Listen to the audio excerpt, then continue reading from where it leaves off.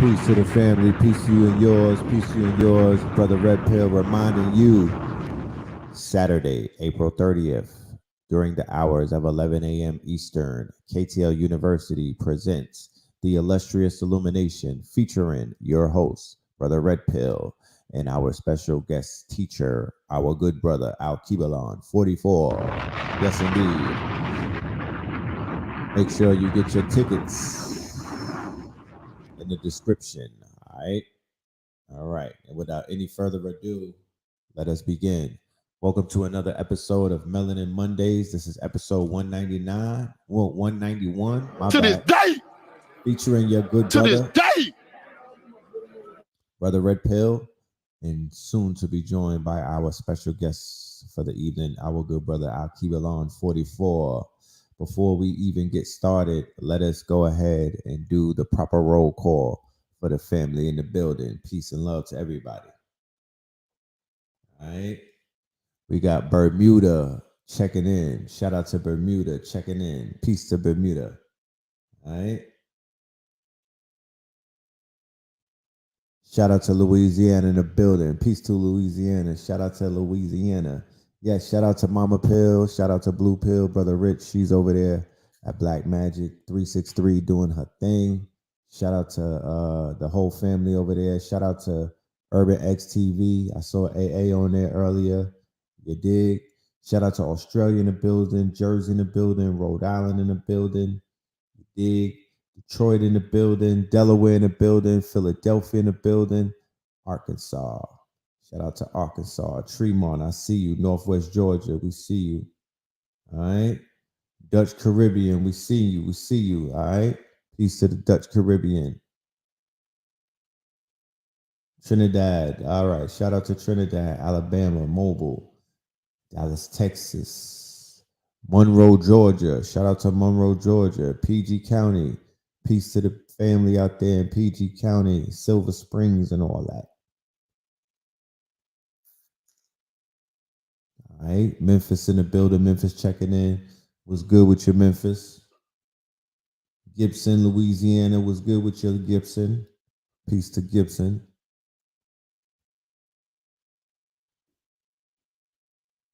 Well, all right. Shout out to everybody pulling up in the building. Greetings. Love and light. You dig? Happy Mondays to everybody. Yes, yes, yes. So yeah, I ain't even gonna hold y'all. We're gonna have a very good show tonight. We're gonna be touching on a topic that needs to be touched on. This is a topic that I speak on every now and then, but we're gonna bring the science to the whole table when we get to this this whole thing about the music and the frequency and what is known as the demon sound. All right. Shout out to Moreno Valley. All right. Peace to Moreno Valley. Shout out to Memphis. Memphis. I see you out there. I see you, Memphis. Peace to Memphis. You dig? Are you still ganja free? Who said they was ganja free? What was going on?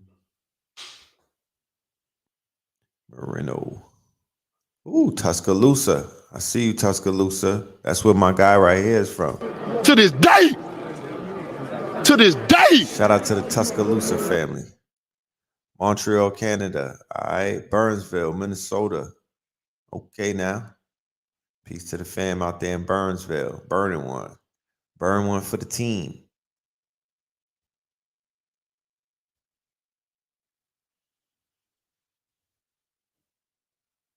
The mic is crib. You thought I took a ganja break. Yeah, I did. I definitely did. The mic is crisp. The audio was good on this. Okay, that's all good. Philly used to be the city of brotherly love. Now it's the place of bullets and blood. To this day. Yeah, shout out to Philadelphia, man. Got a lot of people out there in Philadelphia. You feel me?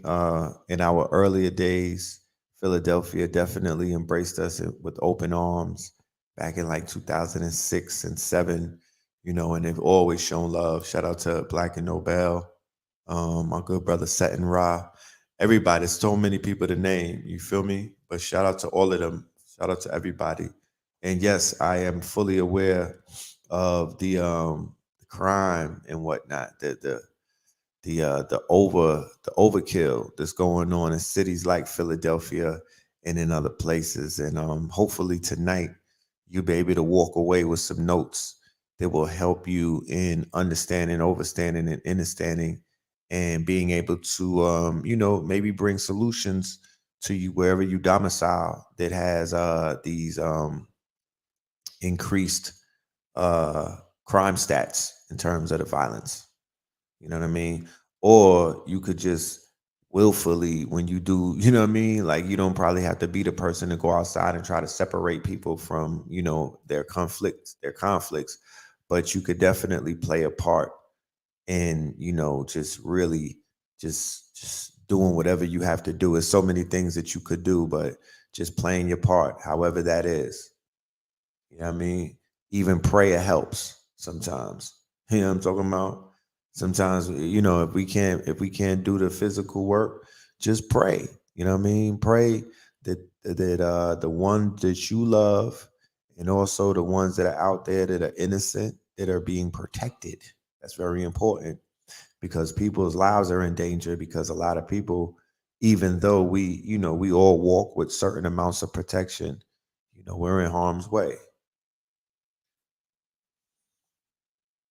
You say they need the knowledge of self. Yeah, I do agree. I do agree. You know, I do agree that knowledge is power, especially knowledge that's applied. However, right? Um, Yeah, in the majority of these situations, I would say that ignorance is running wild. You know what I mean? That ignorance has definitely, taken over, and it's in the forefront of a lot of the situations that are what we can deem senseless. You know what I mean? There's situations that take place every day in every hood and other places that are not senseless. You know what I mean? Certain things just have to happen because that's just the way of life. It's like being in the Serengeti. However, there are a lot of situations that could be easily avoided where people are throwing their whole life away, taking away a lot of lives that should be given a chance to blossom. So yeah, ignorance is definitely that's the stumbling block. I believe that it starts there. Even people who consider themselves to be, knowledgeable, right? You could be knowledgeable and not wise and whatnot. So even people that are considered to be knowledgeable sometimes have the ability of slipping up and getting caught in those traps and whatnot, slipping back into ignorance, what they call backsliding, and they get spanked, you know. Not enough of intellect over emotion. We are ego driven people. Yes, yes, yes, yes, indeed. Let me go ahead and bring my guest in for the evening, so we could continue the conversation because I feel like I should have the brother here on the panel even while I'm fielding these questions and these comments that are coming from the chat. Right? Shout out to the chat. Like I said on many other shows and whatnot, I have big respect and adulation for the chat room. I call y'all the audience, y'all KT aliens. You know what I mean? Very wise, very full of knowledge and whatnot. Y'all ask some beautiful questions and very engaging, I must say. So, salute to y'all. But without any further ado, I'm going to open up the floors for our good brother, the guest speaker for tonight. My good brother, your good brother, ALKEBULAN the Don. Peace to God. To this day. To this day. Peace to the family. Peace to Red. Peace, How you, peace. brother? What you say? How's everything? How's everything? How's everything? Man, all is well. All is well that ends well. You know what I'm talking about? How about you? Everything is solid, man. Today was a monumental one for me. You know what I'm saying? It's a huge confirmation, that came through, based on these algorithms that have been playing out. You know, Okay. yeah, a lot of revelation. Again, the ancestors. When them solar flares come through, they impede on the magnetic field and deliver these prophecies, and you process that as information, and you receive it as a revelation. So a lot came through. You know what I'm saying? And yeah, you know, we run it with the cloth. You know what I'm saying? All It's day. to be alive. You know, and I'm feeling really good. You know, we're gonna talk a lot too because you know a double solar flare took off today. As a matter of fact, you know what I'm saying. So that is Big some drip. that's some information we're gonna tap into in the illustrious illumination class, April 30th, this Saturday at 11 a.m. So again, family, make sure you tap in and do your due diligence to get those tickets because a lot of high level science is going to be delivered to you. And it's information that you're not necessarily going to pick up in a book per se, but it's information that came directly off the walls of Kemet that your ancestors are trivial to. You know what I'm saying? So tap in, link in me and Red's bio, and yeah, you know, an amazing day today. Beautiful, beautiful, man. Wonderful to always hear, you know what I mean? And to see these breakthroughs. I get excited even when I go on the gram and you throw up a new post because I know it's a new revelation, Absolutely. especially when it comes to the colors and the numbers and whatnot. I'm a big proponent of the great divine speaks through signs, and that demonstration right there is it's a crystallized version of that comment right there. You know, that's almost a mantra. You feel me? And not almost, that is a mantra. The great divine speaks through signs, and when you point out how the great divine is able to speak through colors and numbers, you feel me? Consistently, you know, in plain sight, where people may not have never been able to even draw the lines or be able to, you know, complete these puzzles and whatnot. You've been there putting glasses on millions of people, or, you know, the population, the people who are tapped in. You've helped them to really see. You helped them to look through your looking glass and whatnot. And as a result of that, it's built confidence in the fact that the great divine is speaking through signs, and, you know, the universe is wildly intelligent. Right. So salute for that.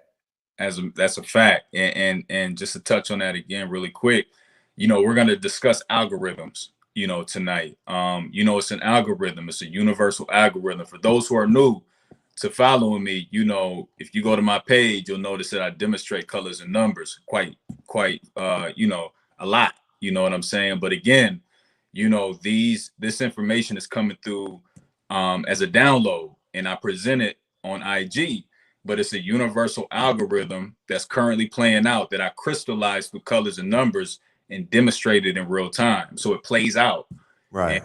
you know what I tell people to, you know, utilize the colors and numbers in your personal existence, and thus by following these specific codes, you open up supernatural doors because again, you're tethering to the cosmic script by default. You know what I'm saying? So it's creating a reference point for the universe to see something outside of its own existence that it can refer back to. And you know, those who adhere to demonstrating this, you know, again, I got, you know, plenty of testimonies in regards to, you know, what takes place. So, you Right. know, adhere to the script, you know what I'm saying? And I'm always going to do my due diligence for the family to imitate, you know, what our ancestors were about. Intellectual property that's demonstrated in real time, you know. So again, illustrious illumination class, April 30th, we're going to talk about that. We're going to touch on it. Wonderful, brother. Wonderful. Excellent. I want to get right into the topic of tonight's dissertation that we have. You know what I mean? Earlier, I was doing the shout outs and doing the roll calls to the KTLians that are tapped in from different areas around the world. And Right. somebody from Philadelphia, you know, touched on the fact that the city of brotherly love is now the city of you know, blood and slugs and whatnot. You know, there's a lot of unfortunate. I know people personally, like my good brother Sabir Bey, who lost his son about a year or two ago out there in those Philadelphia streets in a very heinous way. You feel me? And there's a few other people that I know that are on my timeline. There's a brother who puts up posts on the daily. You know what I mean? What's this good brother's name? I may know who you're talking about, but I'm thinking about Yeah. you, but I can't remember his name. Right. When his name comes up, when it pops up, I will drop it and whatnot. but the brother's an advocate for the youth and whatnot. He's an advocate for, drug recovery, addiction recovery and whatnot, Mhm. because we have a very disturbing trend of youth and young black men being addicted to opiates. You feel So, me? And it seems to be married to the violence and married to the bloodshed, because it always finds its way in these situations. Like there's usually somebody who was addicted to, they were high on these pills, the Xannies. They were out of their minds and whatnot. They were geeking and they mhm. went on a murder spree. You know what I mean? So I want to start out by saying, one of the things that I've noticed over the past few years is that, with the introduction to the drill music, right? Mhm. And youth culture, right? When I say youth culture, I want to make a distinguish. I want to distinguish between youth culture and culture, right? When I say youth culture, I'm referring to the teenagers within the age brackets of 11, 12, 13, all the way up to the 20s and whatnot. And, youth culture tends to be what is considered to be, anti-establishment. Right, right. It's usually counterculture. It's usually rebelliousness, Mhm. right? Mhm. So in this latest iteration of youth culture, there's a sort of rebelliousness to the older generation, right? Like they don't really rock with the older generation. They don't take it's almost considered to be weak to be seen taking advice, or to have older people running with you in your camp and whatnot, Mhm. telling you what to do. There's a rebelliousness against authority. There's a rebelliousness against family, in a sense. You know what I mean? The traditional family sense. There's rebelliousness against the authority outside, like the law and whatnot. Mhm. And it's not really that much different than what we've seen over the centuries. You know what I'm saying? Like if you really look back, you've seen this repeat itself, right? But now there's a soundtrack, That's a fact. right?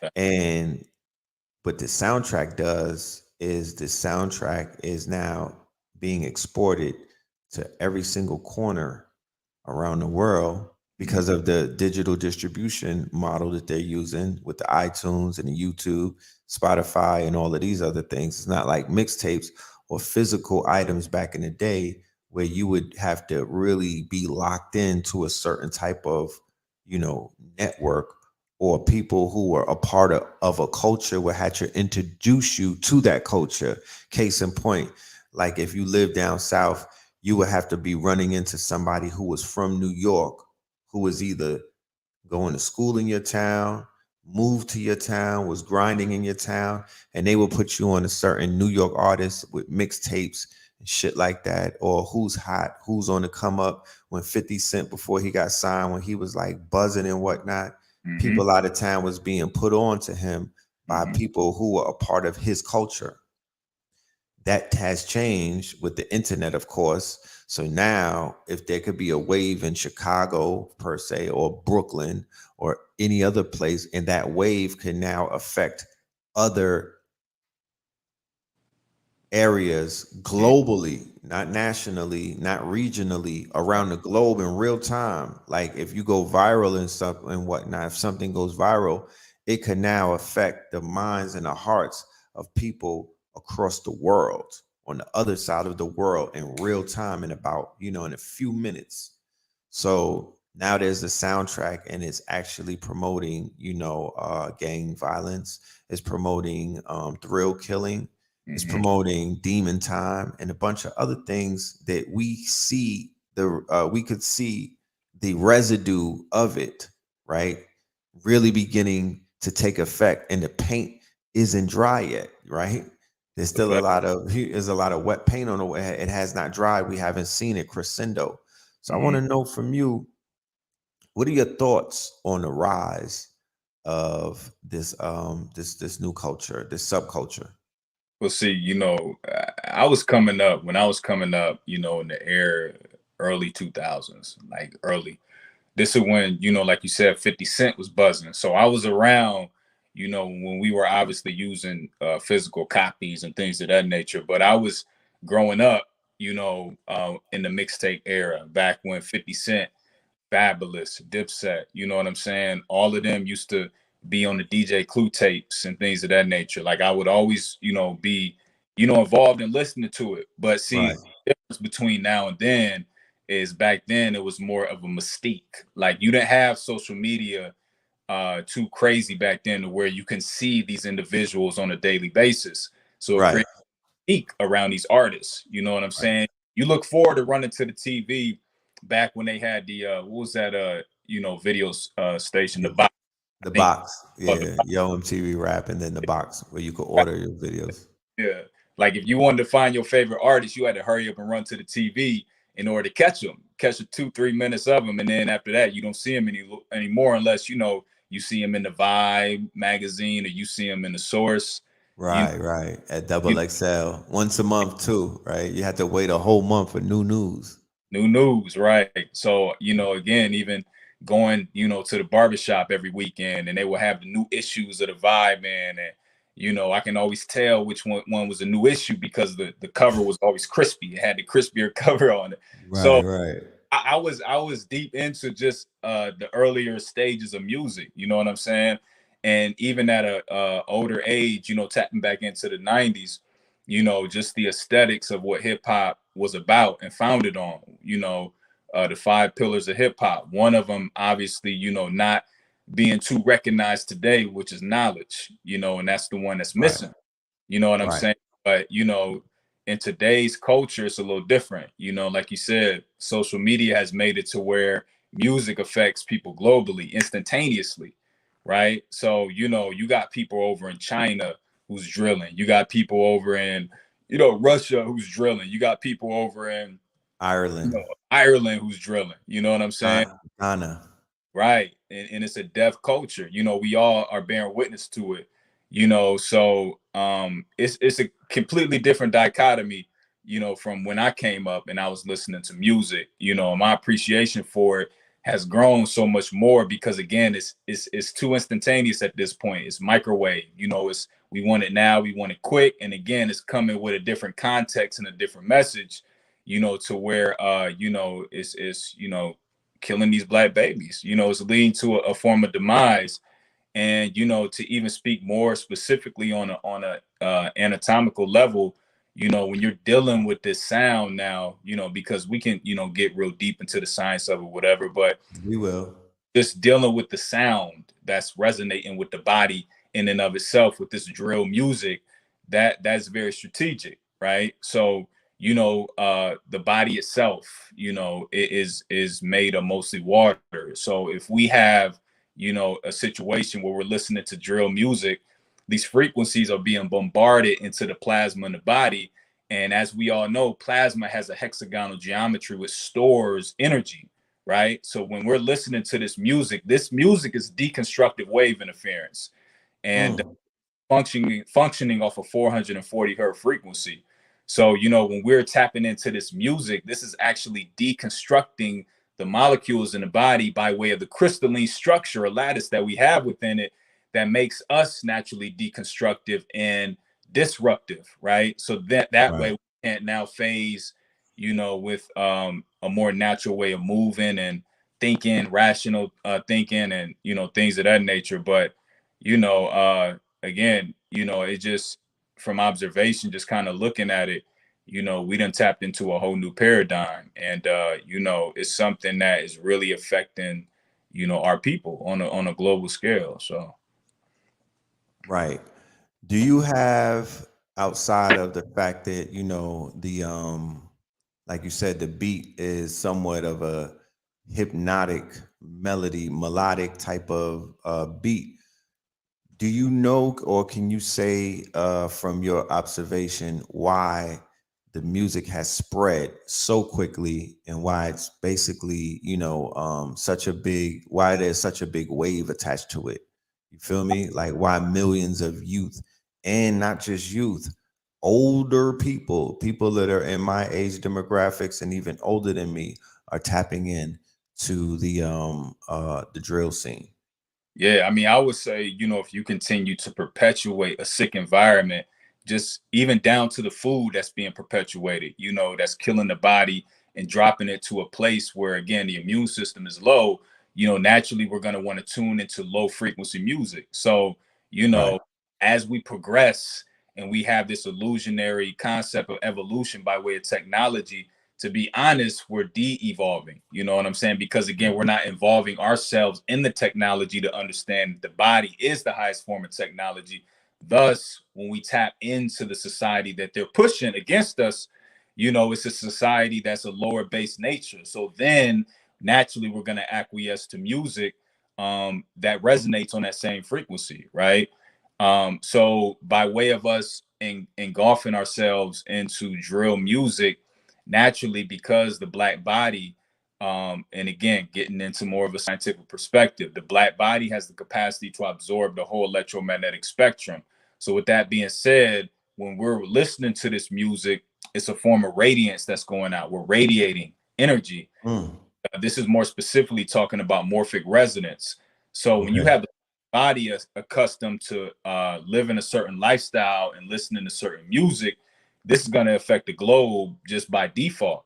Or the fact that, again, the carbon-based body has the capacity to bind everybody in a circumference based on morphic resonance. So within 2 weeks, 3 weeks, a drill song that came out, today is going to influence the world, in weeks. And again, it's because the amount of influence naturally as a people that we have, and again, a society that's not, a representative of a higher level of living. Of course, naturally, we're going to acquiesce to a music with a lower base nature to it. Right, right. Something that I noticed and I pointed out was the fact that in the early days in 2012, the rise of the Chicago drill scene was coincidentally adjacent to the Trayvon Martin ritual or the Trayvon Martin trial, the Trayvon Martin protest, the Trayvon Martin outrage, where the hearts and the minds of Black Americans, mostly women, Mm-hmm. and youth and whatnot, because they identified themselves with Trayvon Martin, right? So the youth were being attacked by, people of another race. Then they were demonized in the eyes of the courts and the law and whatnot. And then we had Mike Brown and consequently a whole bunch of other people. Hold on. Then the second scene that took off was in 2020, and Mm-hmm. this was quote unquote. So that's the first situation where the energy was very low, right? With the whole Trayvon Martin thing. This was not a time when our people were rising up. We were experiencing the quote unquote greatness in each other. We were not hailing each other up. We were not doing more business with each other. It wasn't like we were feeling more powerful as a result of the fact that there was no justice whatsoever levied to even balance the scales. That could be considered a loss. Yeah, no, that's a fact. Yeah, no, no, no. Based off of the energy output, right? From the melanin side, from the melanated side, the energy output did not yield what we would consider to be a proper get back or a no lick back. You know what I mean? We didn't get no lick back, and we really didn't get our prayers answered in the way that we collectively wanted them to be answered. All right. So the youth had to turn to something to make them feel what was just taken from them, right? And that was their ability to, I won't say their manhood and whatnot, but I would say that they were perfect. They were protected by a cloak that the elders before them were able to fashion. And that was the fact that people fear us and respect us. Mm-hmm. That was on the line. Okay. That Mm-hmm. that that that was on the line, whether subconsciously or consciously, right? And then when black people across the nation received a pushback from a militarized police force, and then when the courts didn't give them any justice, they turned collectively to the drill rap, the drill music scene, and Chief Keef took off. right? And Yeah. then and that whole thing about, you know, killing your op, you know what I mean? Not, you know what I mean? Like straight up, you know what I mean? Like living your lyrics and whatnot. Yeah. That seed was planted with the murder of little JoJo. And then when we go into 2020, the uprising, what they consider to be the George Floyd uprising, we also see juxtaposed around the same time is the quote unquote rise or the you know, the quote unquote global phenomenon of Brooklyn drill led by recently deceased Pop Smoke, Mm-hmm. right? Mm-hmm. When New York was falling, when New York was falling apart, when urban America was falling apart, when Hoodsville, USA was burning and whatnot, the youth, once again, right? The youth were out in droves, right? The youth were out, young people, young adults and whatnot, teenagers, all the way up to grandparents. They were angry, they were protesting, they were and then they quickly was able to subdue them Mm-hmm. through a series of, you know, propaganda and Mm-hmm. other things that basically like poured water on their fire. The Yeah. first time with the Trayvon Martin, it was the I don't know if it was Trayvon Martin. It might have been Mike Brown. Let me go and look at my notes. But it was the ACL challenge, the ice bucket challenge. It Damn. was around, right. It was the ice bucket challenge came at the same time that our people were heating up. We were Yeah. coming. Yes, we were literally on fire. Right? They were solar flares going off. The heat index was lit. You know what I'm talking about? Our Schumann residence was going very high. It was recorded, Yeah. and then out of nowhere, they began a social media trend that took off and eclipsed the quote unquote uprising or the fire that or the charge that our people was beginning to hold. They start pouring ice bucket water on people's heads. Absolutely. Yeah. And just, you know, the fact of from 2011 to 2020, you know, we got to look at this thing like, you know, something that's been documented, that was bound to happen for us, more specifically talking about, you know, her hero's journey. Like we were going through a self-fulfilling prophecy from Yes. 2011 to 2020, right? Yeah. Same year of our Jubilee. So, you know, we're going through a solar maximum, you know, and as we know of our symbiotic relationship to the sun, more specifically, like Red said, like we was heating up, you know, so biologically we were being liberated, you know, and upgraded, you know, on a whole nother level. So something had to come in and counteract that. You seen that take place again 2011 when Chief Keef came out and blew up. You know, you had the underachievers, you had you know, Flatbush Zombies, you had Yeah. Pro Beast Coast. Yeah. Beast. Pro era. Right. I see, and I was there for all that. So I Black remember Black Hippie. Black Hippie, ASAP Rocky, like all of them. Right.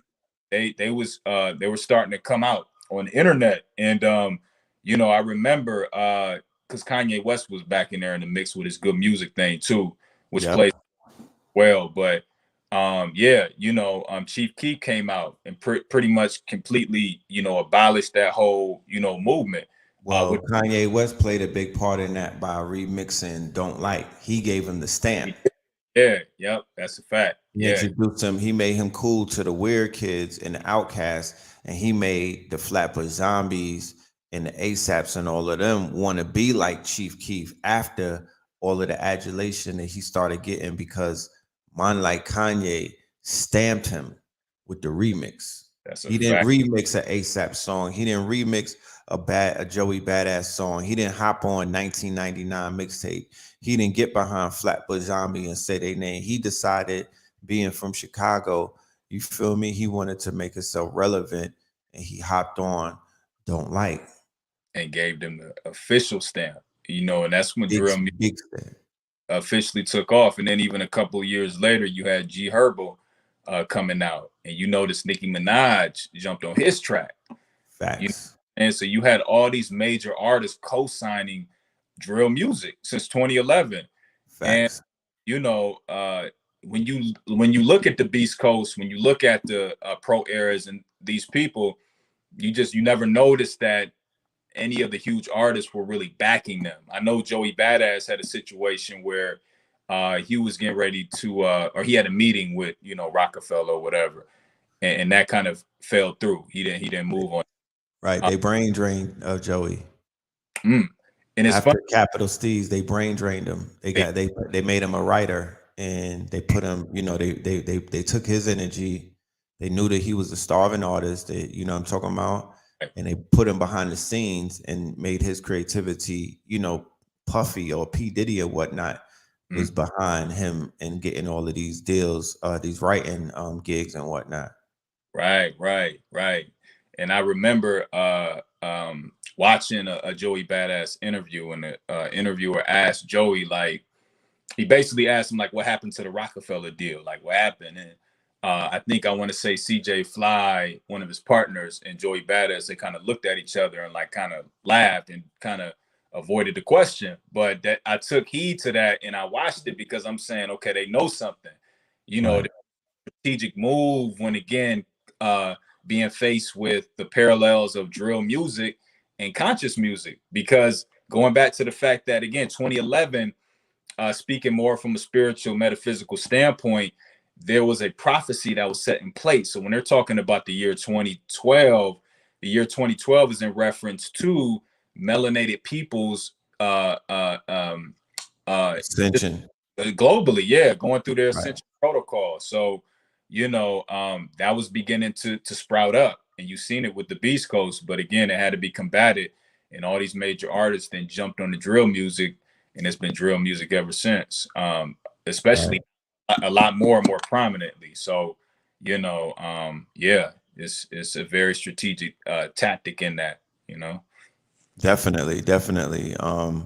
Yeah, because I would say that the 2012 drill movement was underground subculture. You know, Chief Keef wasn't necessarily a household name, and a lot of those figures coming out of, you know, that scene, you know, they were hugely popular in certain type of subcultures and niches. Right. But remember, you had the Migos and you had the trap rap movement that was on top, right? That was in the forefront. That was bigger than all of that, right?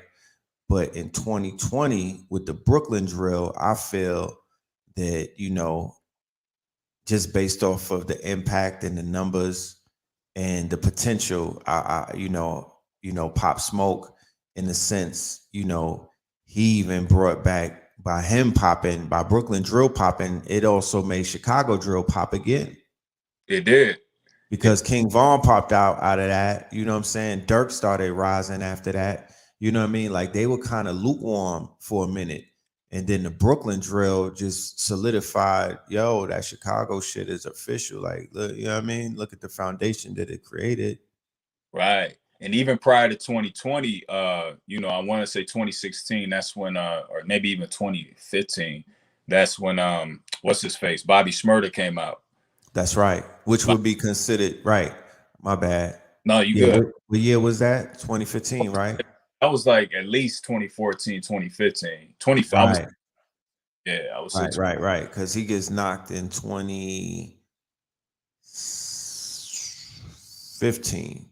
same year. Okay. I believe they get the case. Remember, he was only on for 7 months. Oh, that's right. Yeah. He Yeah. didn't make it out the whole year. He was only on for 7 months. His run was unprecedented, him and Rowdy. And that's the beginning of Brooklyn drill. For anybody that's, you know, for all of the record keepers, even though Pop Smoke and them, they the little homies, and they get to pop off later on down the line. And, you know, but the beginning of Brooklyn drill on the record would be Bobby Shmurda. Right. But to even create a differentiation between that, what's his, Pop Smoke, they represented more of the fly niggas. Like, they represented the niggas who, you know, who focus on their dress, on, you know, their attire, how they move. Bobby Shmurda came more with the Yonkers, the DMX vibe. They came with the rugged, like, Look, Yeah. Well, that's Bobby Shmurda and them grown up. facts. Yeah, That's facts. just these are swipers. These was you know what I mean? Those Yeah, were the swipers. They was wearing the Mary jeans and Versace sneakers, but that was you know what I mean? All of that is a few, you know what I mean? Like that is GS9. That's just them grown up. Because keep in mind, Bobby Shmurda and them was like 15 or 16, youngin. Yeah, 14, 15. Yeah, they was youngins. yeah, And 3 or 4 years later, you get Pop Smoke 20 years old. That's the same, you feel me? Like that's the same demographics right there. So remember, that generation grew up. And keep in mind that Bobby Shmurda and them are born out of the quote unquote the first, not the first, it might not be the first, but this was a Brooklyn, New York, NYPD cop killing, execution, yeah. or lynching of Kamani Gray. He's the first one in the color wars. You know how they got the Gullah Wars? Well, I had a segment and I was breaking down an American or Fear of a Black and More Messiah, I believe it was, about the color wars. And the color wars is the people that they were quote unquote publicly killing or executing with either colorable term or colorable names, crayon names, or they had names like Castile that pointed to the whole Crusades aspect. Because remember, this is all pushback that you were beginning to see where they were televising murders and putting it on social media, and the algorithm was pushing it and making sure everybody that was quote unquote African American on the social media, they made sure it was in your inbox or on Mm-hmm. your timeline, right? That was pushback to Moors in Court. That was blowback for the Moors in Court videos. That was blowback to all of the videos that you were seeing on YouTube at one day in time where Yep. police were being read their rights. Right. Judges were being ran off of the benches and whatnot.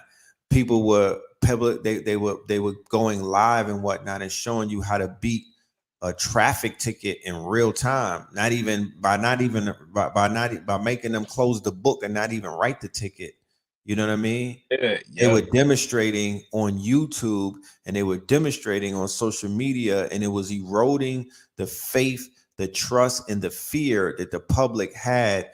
And there were hundreds, if not thousands, of melanated people saying, I'm finna try these niggas. That's what I remember. Mm-hmm. Mm-hmm. But then after the pushback, nobody was trying to say nothing like that. They was like, you better slow down there, boy. Take that fez off. You better calm down and don't do that up there. You know what I mean? They went back into some massive shit. They broke the backs of a lot of our people. Then you saw the rise of who? Broke back activism, right? And I'm not taking any quote unquote shots. I'm just highlighting in detail that the rise of Black Lives Matter and the intersectionality and all of these other quote unquote rainbow coalitions, that comes on the backs or the cadavers or the corpse of Mike Brown. That was specific, all right? They showed up when Mike Brown was still on the ground underneath the tarp and whatnot, and they began their quote unquote cult. They began their COINTELPRO 2.0. There's a brother by the name of Darren Seals who's no longer with us. He pointed it out. And there are other multiple people out there that no longer are with us that also lost their lives who have receipts about the infiltration. That's a fact. Because I remember binging off those videos when the Moors used to demonstrate in real time, when they used to, get pulled over and, read the cops their rights and, say, we don't, follow under your jurisdiction. And I remember that. But then I remember the slow decline because it'd be like 30 of the videos on YouTube, and then it'd be like 20 of them, and then it'd be Right. like 10 of them, and then 5. All of a sudden they kept getting scrubbed off the YouTube. And then again, like you said, it was met then with the COINTELPRO with Black Lives Matter, which completely, that softened the community up to max. It's super, right? They suplexed the movement with that one.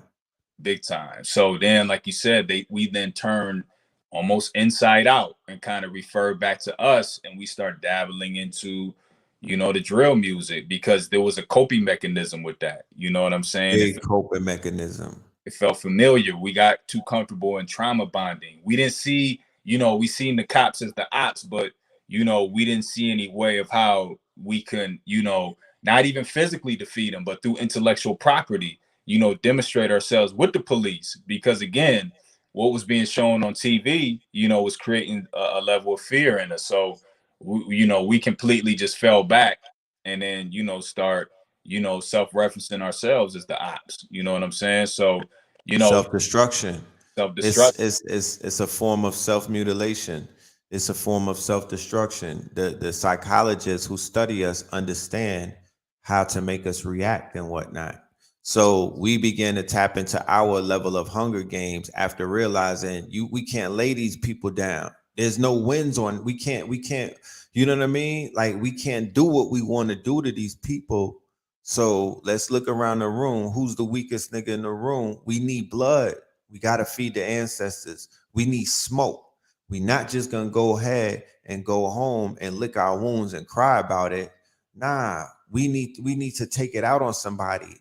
So the attention that people begin to pay to the narrative that the drill rappers, remember, the drill rappers created a narrative. It's not about rap. They're not. It's the rap ain't even that crazy. The songs ain't even really that crazy. It's the narrative that's attached to the songs.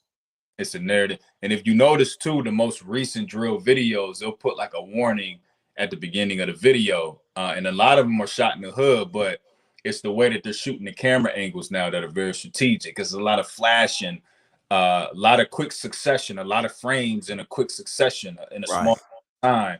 Because of the beat. Right, because of the beat. So the beat is very attractive. You know, and you see, you know, after Pop Smoke, who came through was Fabio Foreign.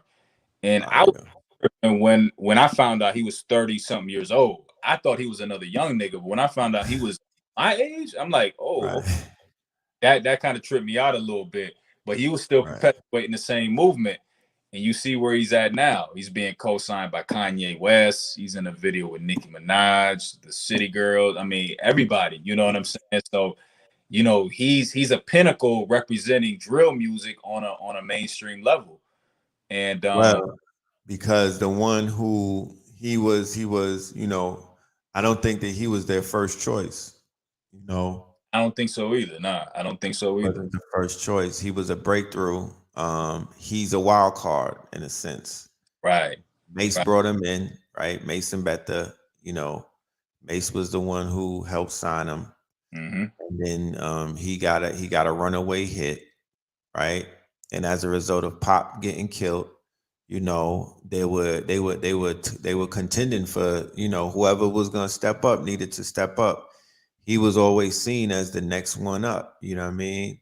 And once again, Kanye West, right, steps in, and because he gets locked up for a burner, and then his buzz was kind of dying out a little bit, and then he came home and he held it, you know what I mean? He started waving that flag again. He breathed life into it, because they were looking at Chef G and Sleepy Hollow as the successors. They were trying to groom them like they were built for the limelight, and they didn't have this kind of star power that Homie had. He showed that off of his first jump off, that he was an anomaly in a sense, or not just an anomaly.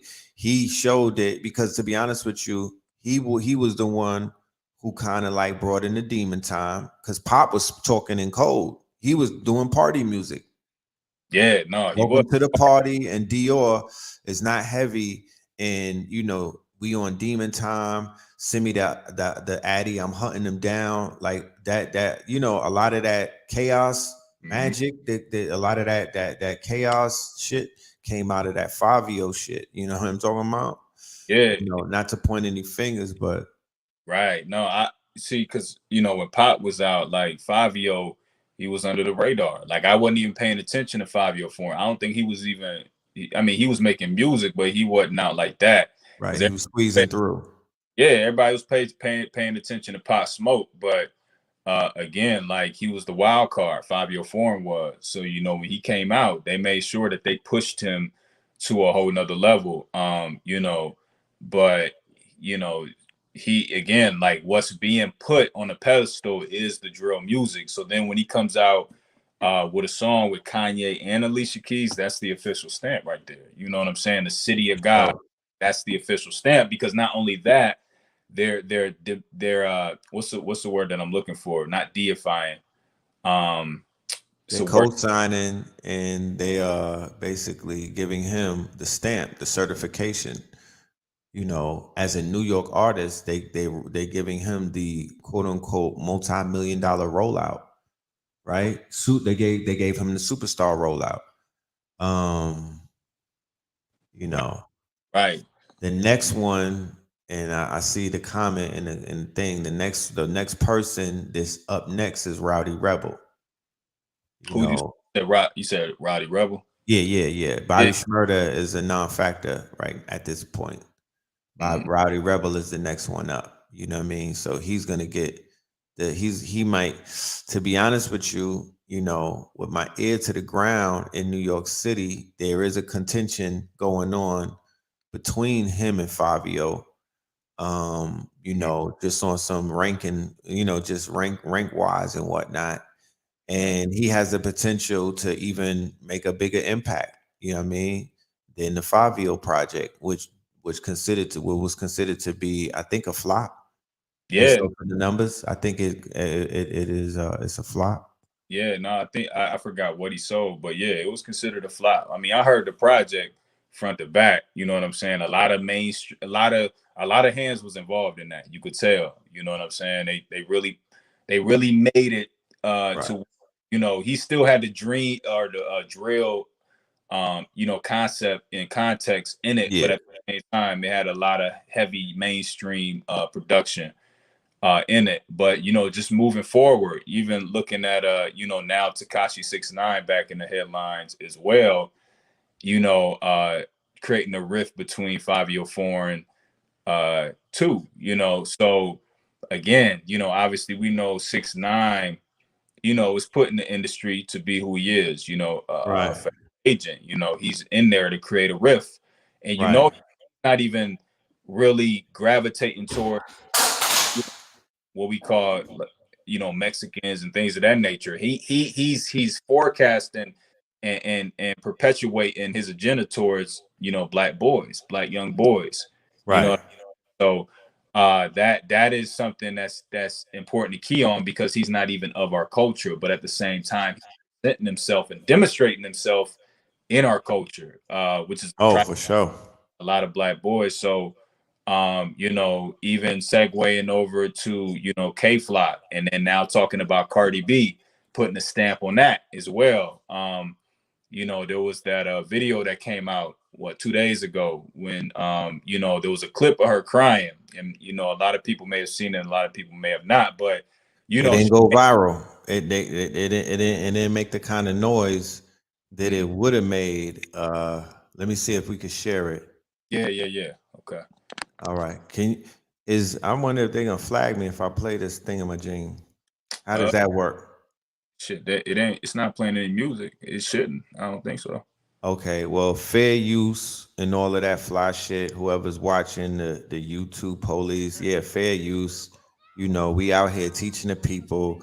You know what I'm saying? We ain't trying to get no goddamn I you need some know, monetary. Nah. they don't they ain't monetized my shit since they started that program, so they kiss my ass. Fact. Can you hear it? Yeah. All right. Fair use CC and all that I've been fly having shit. these weird feelings lately, and that's kind of why I didn't want to do this song, Shake It, or like any drill songs, because it's like these songs are activating like these demons that I killed. You know what I'm saying? Like, I don't want to be that girl anymore. Like, I just want to be a mother. You know what I'm saying? Like, I don't want to be that old Cardi anymore. I left that lifestyle a long time ago, bro. Like, I don't want to be that anymore. Like, and she's coming back. She's coming back, bro. Like, I feel like getting a cane. Mm. If you know about the Canes, then you know. I don't want to be that anymore. I want to be a mother. This song is activating demons that I locked away a long time ago. And it's coming back again. And I don't want to be that. I want to be a good person. I don't want to.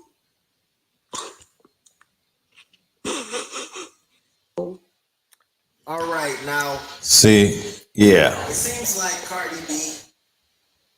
So yeah, a video like that, right, would have went viral on all of the platforms like the academics and the Vlads, but they were too busy covering Whack 100 and Hassan Campbell, right? And whether Nipsey is gay or not, right? They were once again inside of, people's bedrooms, you know what I mean? Worrying about what they do with their tools and things of that nature. But here it is that she's speaking out about the demons that are being conjured up inside of her, right? Basically, based off of the fact that she's tapping into some the deaf culture, right? Or something, the deaf culture at its highest, which is the frequency that's emanating out of the Bronx drill right now. That would be the rawest, iteration of New York drill would be the Bronx drill. She knows that her participation on that track is going to influence more babies and is going to bring more death to New York City and the Bronx in particular over the summer. Facts. And that, I mean, that was super authentic as far as the way that she felt. She didn't go too much into it, but the fact that she's still feeling that way, even after the song has been out for weeks now, goes to show that, these individuals' lives are ritualized, and what I mean is, they sign these contracts and they have to go through, a certain level of, they have to go through certain things where they don't have control over, right? So if there's an up and artist that's a drill artist, that the music industry wants to continue to push, they're going to stamp it with somebody who's credited to be, what we call a mainstream artist. And that would be Cardi B, because she's affiliated, with the blood. She's affiliated. She's in the, she does what she does. Gang, right? She part of Right. a gang. Right. And look, and keep in mind, I don't mean to cut your wisdom. And on the Brooklyn side, not to be outdone, you know what I mean? They give Nicki Minaj to Fabio so she can help push Brooklyn drill. So the two videos come out at the same time. Of course, you know that they have them juxtaposed against each other, with this Queen in New York type of thing. So now it's a competition. Who's gonna do more numbers? Who's gonna run it up? What song is hotter? Who killed the outfits? All of that shit. And then look who's sitting in the middle of all of it, in the midst of everything that's taking place. And the only reason why the Cardi B, footage wasn't or didn't go viral was, like you said, we got Whack 100, we got Hassan Campbell, DJ Academics, and Tekashi 69, Tekashi 69. But even if you look at that scenario, it's mad questionable to me, because how do you get four of these individuals who we I don't, a lot of people may know about Hassan Campbell, a lot of people may not, but he claims to be the voice of the streets, but this is an individual that there's a lot there's a big story around him and how he came out, with Sa Netta and Africa Bambaataa. You know what I'm saying? So a lot of people, know about that narrative as far as his forte when he is presented in the light, and what he carries with him. You know what I'm saying? As far as the child poor, what do you call it? Pedophilia, Molestation, things of that nature. But then you got Tekashi, who a few years ago was involved into the same thing, and then of course Whack 100, who can be the voice of basically perpetuating, this drama because to be quite honest with you, again, I feel like it's a sell point. You know, I don't really necessarily feel like it's authentic, to be quite honest with you. You know, Right. and how do you ironically get academics, Takashi, Hassan, and Whack 100, arguably the four most popular people on social media, together in one room? You know what I'm saying? I feel like it's a big play at that. You know what I'm saying? And the person who's in the middle of it is Nipsey Hussle, conveniently enough. But Right, feeding off of his energy, you know, right? Where you know, nobody in that room is, considered to be his known comrade. Like they can't show proof that they was, breaking bread with Nipsey, that they did anything in Nipsey's life, that they're following Nipsey's teachings and whatnot. So all four of those individuals, not to take anything away from what they stand for when it comes to Nipsey Hussle, but on record, each one of them have shown their quote unquote disloyalty, or rather their disdain for our good brother Nipsey Hussle. So now that his name is being brought up, or his spirit or his energy, and is being pulled and is being used for views and is being used for quote unquote attention, let my brother rise in peace. You know what I mean? Let him ascend in peace. Right. So, it's a big play again when it comes to just social media in general, in the mix of the drill rap and things of that nature. So yeah, and we're just giving it a different perspective, because again, I feel like that just falls right into everything that's taking place in reference to combating what's taking place with the melanated people in general, more on a spiritual level. It's just another, again, a form of distraction. There's a lot of information that's coming through that's relative to us as a people. And I've always speak about the prophecy, the cosmic narrative that's playing out, Right. and we're, in the throes of, receiving, the what do you call it? Basically just receiving a being ordained by the ancestors, right? We're in the throes in 2022 of being ordained by the ancestors and figuring out what our specific role is here in this physical reality, by way of, again, understanding that not only that did we come here with a specific purpose, but we have a prophecy that we have to play out, and we got a job to do. But when you got such situations where you got, mixiness on social media that is taking our attention away, you got drill music now. And to be quite honest with you, I don't even I try not to dabble into the drill music, because I know what it does to me subconsciously. It does put you in a mood. It puts you in a certain mood. Oh, for sure. It really puts you in that mood. So, I do my due diligence of trying to refrain from it, and not even trying to, but just refraining from it.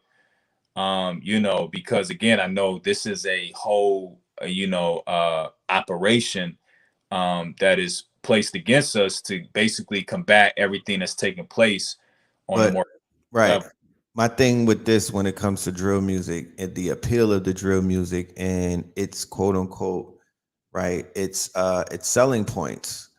If you're into reality television, right, of any form, right, Mhm. not to say that you out there watching Housewives and whatnot, but if the concept of reality television, the fact that the internet is on 24/7, right, Twitter, right, that was just acquired by Elon Musk, and we'll talk about that in a minute, right? Twitter being the it's a soapbox, Right. and you could live your life out through the soapbox through series of tweets, which, right, opens up your quote unquote, takes away from the mystique, but even adds on to the mystique, the same mystique that you were pointing out when it came to the 90s and the 2000 era rappers, the Jay-Z's and the Nas's and whatnot. Yeah, we wanted to know where they was vacationing in that, and who they was with, and who they was partying with, and what they was wearing and shit like that. And we had to wait monthly to check it out on the source. But with the trap rappers and with the drill rappers, right, it is almost like a soap opera being played out in real time. And it's almost like reality television because they're all tied into social media, right?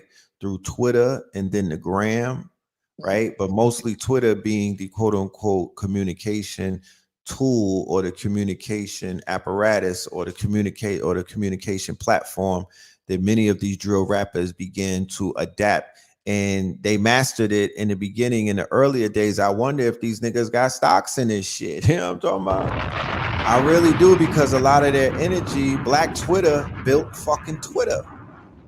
Yeah, yeah. Chicago drill Twitter helped build Twitter. The when they were doing the Kanika Jenkins investigation, all of those murders, when you had the Twitter detectives and whatnot, that's the shit that gave life to Twitter.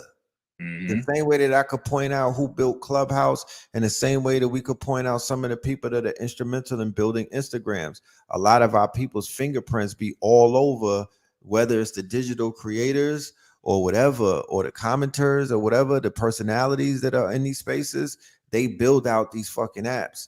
So there's a reality show in drill rap, because if I'm invested in any of these artists, I automatically have to tap into who their quote unquote the antagonists and protagonists, who he got beef with, and who the fuck is trying to kill this artist that I'm now into because I picked up on one of their catchy songs and whatnot, and I fucks with them. I'm have to pick a side. Some people don't pick a side, they ride in with both artists and whatnot, but it's still a soap opera because you're like, who is gonna die next? It is reality television with a bullet attached to it, because these niggas really are dying and whatnot. There's body counts. The shit is like the 300 movie in some places. There's body counts. There's storylines, right? There's storylines. There's seasons to this shit. You know what I'm talking about? There's season finales and whatnot. There's niggas that be getting shot in the head and they pop out and they back on it. They doing songs again and whatnot. Niggas is getting hit up and whatnot. And they back on Twitter smoking a motherfucking some grabber and whatnot, talking shit. And you like, yes, my nigga's not dead. I hope that these niggas, I hope they spin the block. And then you sitting by the Twitter waiting for a cryptic tweet and whatnot. You want to see a demon emoji and whatnot. This shit is a reality.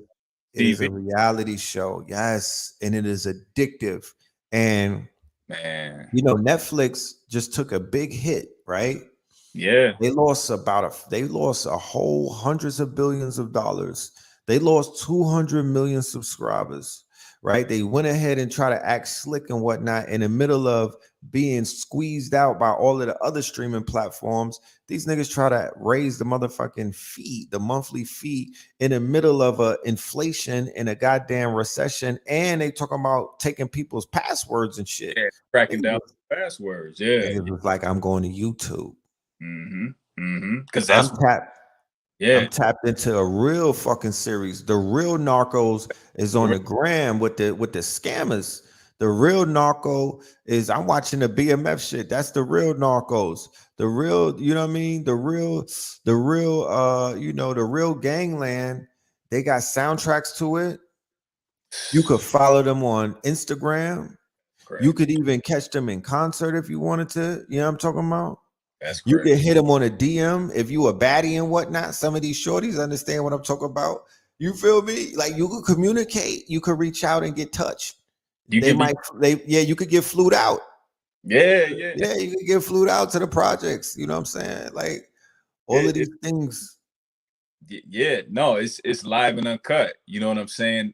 Everybody seems touchable now. You know what I'm saying? Again, it doesn't have that mystique vibe to it that it did in the early 90s. Everybody could get touched. You know what I'm saying? I can go on Instagram right now and it takes me 2 seconds to get to one person and then figure out where the ops is at, you know, just based on photos and things of that nature. But everybody is each other up. So now, because it's on social media, and now you have, you know, access to phones where you can video tape everything, you know, body's ego is inflated. So now it's like, well, shit, you know, I'm not going to look like the bitch on social media. So I got to, even though if I ain't about that life, like, I got to flex a little bit, because now millions of people are watching, you know, and in that moment, you feel like you live in a box, because literally it's like, you know, a whole audience sitting back watching you as a main character move around in a Right. lifestyle you then went too deep into, and now Too deep. you know what I'm saying? So You in too deep. You done made a song that you can't take back. You and put out a tweet that you can't untweet, my nigga. And the right, people that's on your tails, they playing real life laser tag. The first slap heard around the world was not Chris Rock and Will Smith. I need to correct that. The first smack that I remember that went super viral that was heard around the world was Pop Smoke when he got smacked on World Star at 13. You remember that? I remember that. Yeah, I remember that. Yeah, There was a video that went viral, right, on World Star, right, which is the cesspool of a lot of this shit that we see today. Nobody wants to really talk about that. That is the quote unquote, that's the cesspool of you know of bottom feeder activity that you know that these niggas drink from. You feel me? right. And there was a video where Pop Smoke was 13, and guess who smacked him? Kamani Gray, the same one that the police killed. Right? Kamani Gray was a blood, and Pop Smoke as a Crip. He confronted him. They ran down on him like what them blue beads is about, and he smacked Sonic rings out that nigga. And the person that smacked him was Kamani Gray, the young youth that the police in Flatbush killed. And then Flatbush had a riot for like 3 days where they were shooting at the police. They were turning over paddy wagons and burning cars. And that's the birth of Bobby Shmurda in them. That's when GS9 formed up because homie Kamani Gray was a big, you know, he was ranking, he was top ranking in that whole set out there, and he was a live one. You feel me? So they was riding for him because they went and killed the live one. And then that smack created Pop Smoke. He popped up years later, you know what I mean, redesigned and with a whole new attitude. And he wanted smoke as a result of that. You feel Yeah, me? He wanted yeah, smoke as a result of that. yeah. Because there was footage of him, you know, beating up boys at the gas station after that. Like He he was getting back. No, that was the get back that was because homie already got killed by the police, but his other mans in them that was there that day, that's who Pop was getting back at. And then he also said the kid's name in one of the songs in a disrespectful manner and whatnot, like I'm smoking on homie, whatever his street name was. And that was basically him just, you know, beefing up, like, yeah, I'm with the shits now. So, mm-hmm. you know, you see how that cycle is, you see, but now there was other people like the Blickies and whatnot. They was like, yeah, I'm smoking on Pop. And then one of them got murdered. You know what I mean? So there's a vicious cycle. It's picture the ratchetness that took place on Love and Hip Hop where they were scratching each other, pulling weaves and whatnot, and throwing bottles and whatnot. Their children, their youth, the youth and whatnot will be considered their offspring. Instead of them throwing bottles and whatnot, they're throwing hollows out of submachine and machine. They're not shooting regular guns either. They're coming with 30, 100 clip drums, big shit. I'm talking about Call of Duty, my nigga, Fortnite, real life shit, even up to rocket launchers. Yeah, niggas got rocket launchers in the hood. I didn't see footage. Yeah, like, and you know, of course, we know all these games too are being, you know, they're there to season, you know, individuals and groom, you know, kids to, you know, want to adhere to that type of lifestyle. So you got the babies playing Call of Duty, but then you got, you know, niggas in the street actually, you know, playing Call of Duty. You know what I'm saying? So it's just it's a never ending cycle. And then of course, again, you got the drill music that's attached to it. So it's Right. But situation. it's all right. That's what I'm saying. I don't mean to cut your wisdom. It's all GTA.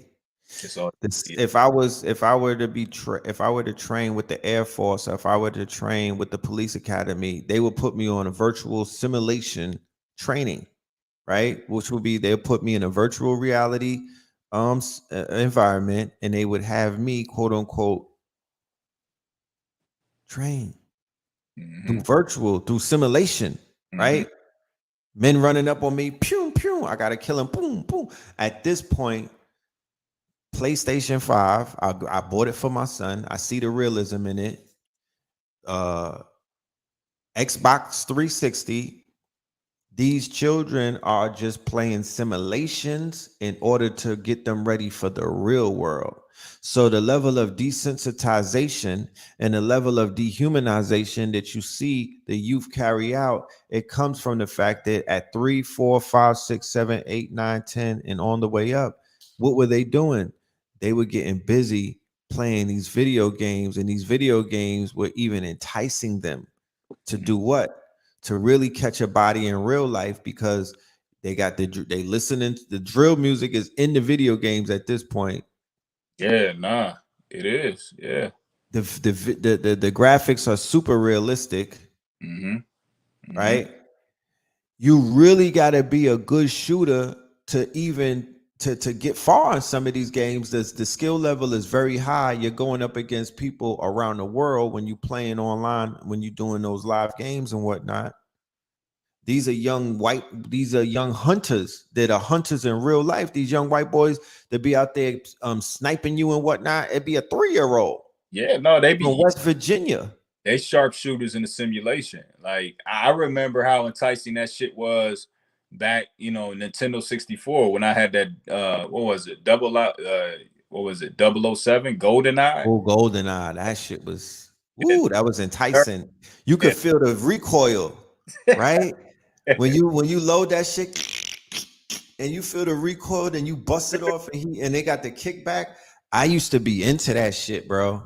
Yeah. I remember that. They had it was all type of shit that they had.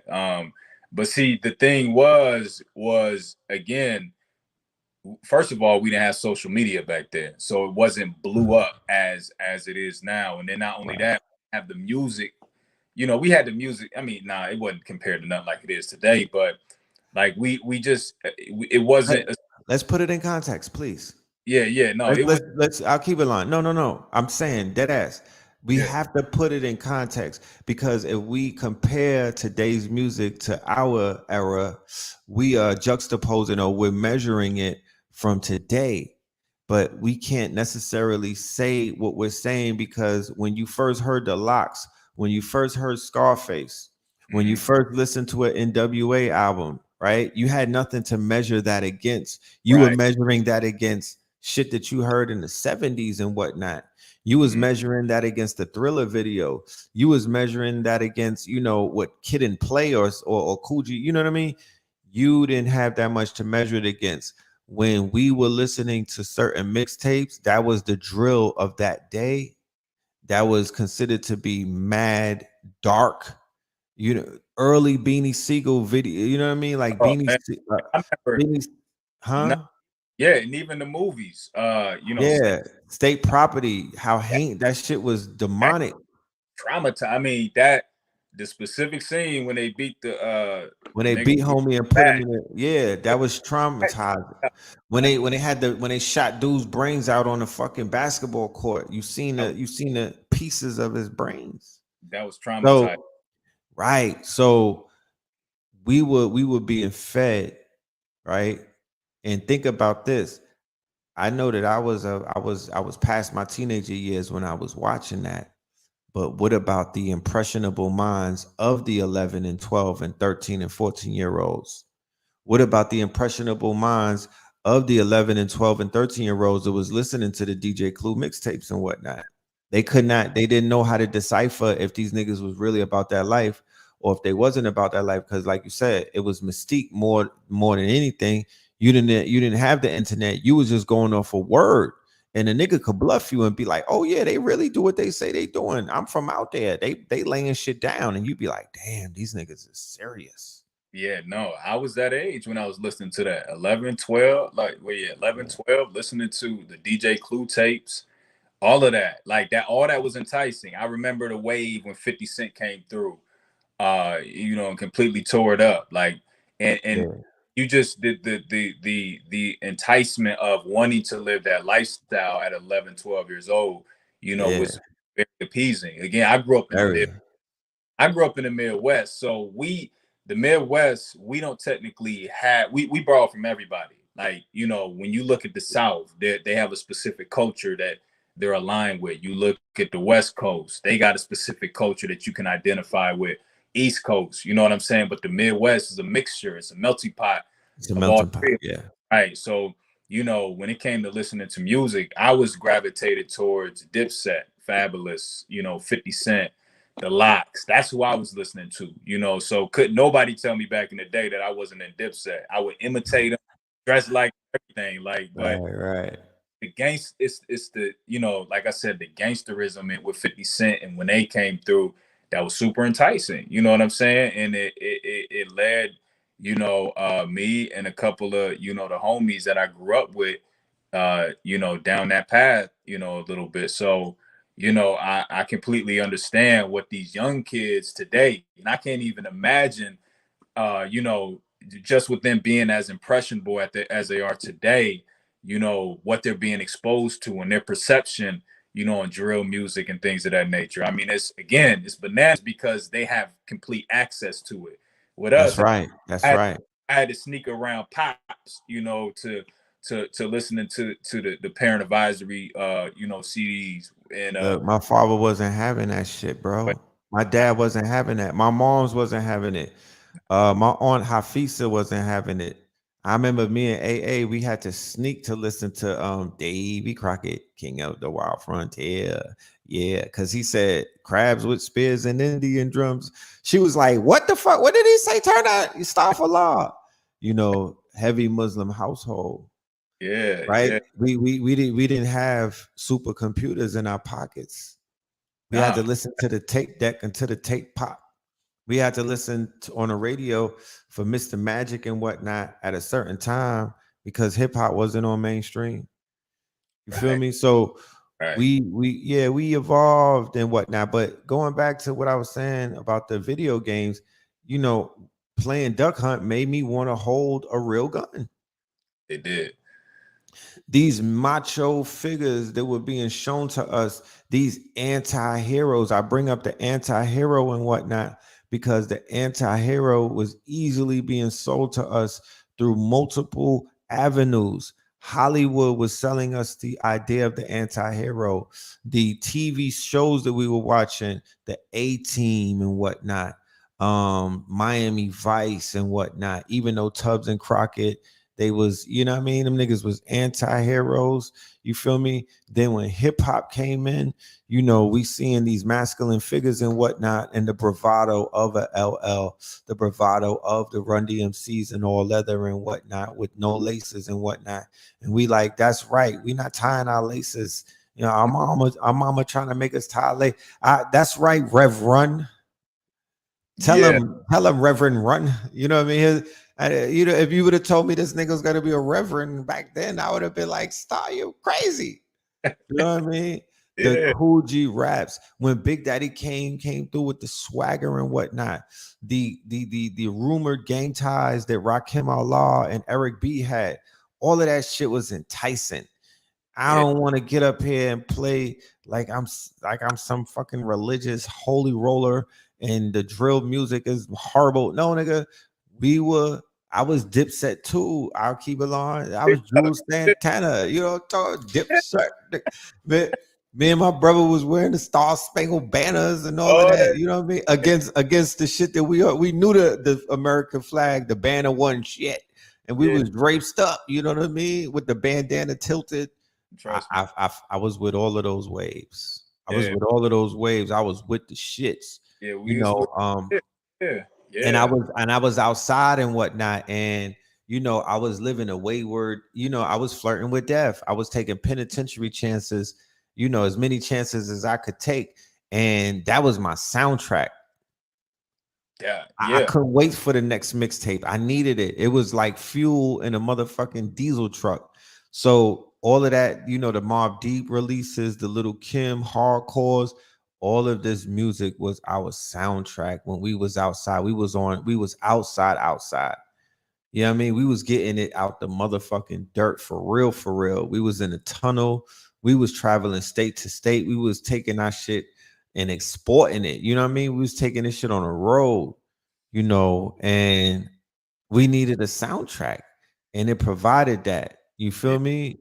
We Yeah. wasn't necessarily violent, but we would, if that shit was called on, we was finna activate in a drop of a dime because that's just what we were being groomed to do. So that was our rites of passage. You feel me? Like a lot of the shit that we experienced and went through, I sum it up in my teenager years and my young adult years. It was just a fucking movie, and that was the soundtrack, and it is what it is.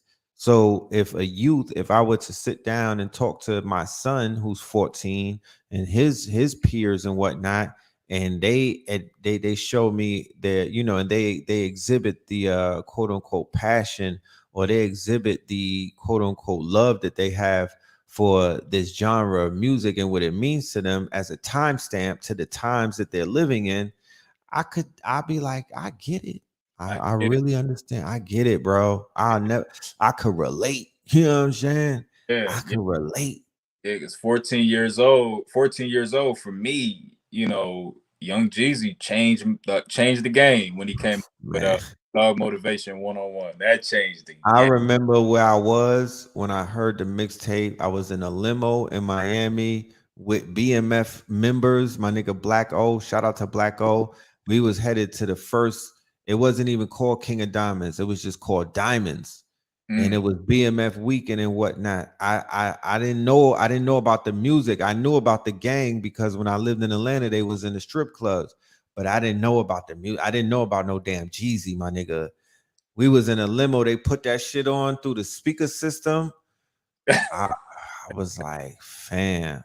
I felt yeah, like I was in a Brian De Palma film. It was a fucking movie. And then I go to the spot and I see the movie take place in real life. I'm right. seeing the shit. I'm seeing the money, the security holding the money bags, and Meech handing all of us brick, That, like, that's why. bundles of money to throw. I'm like, shit, this is voluntarily. You know what I mean? Like, I was Yeah. there for that. See, yeah. Again, I'm in the Midwest, so we was on the outside looking in. And with that, we was shit riding in the car, 4 or 5 deep on the way to a football game on Friday night, with no intention of watching the game at all. You know what I'm saying? We just feeling the vibe of the music. We living vicariously through what we hearing. You know what Right.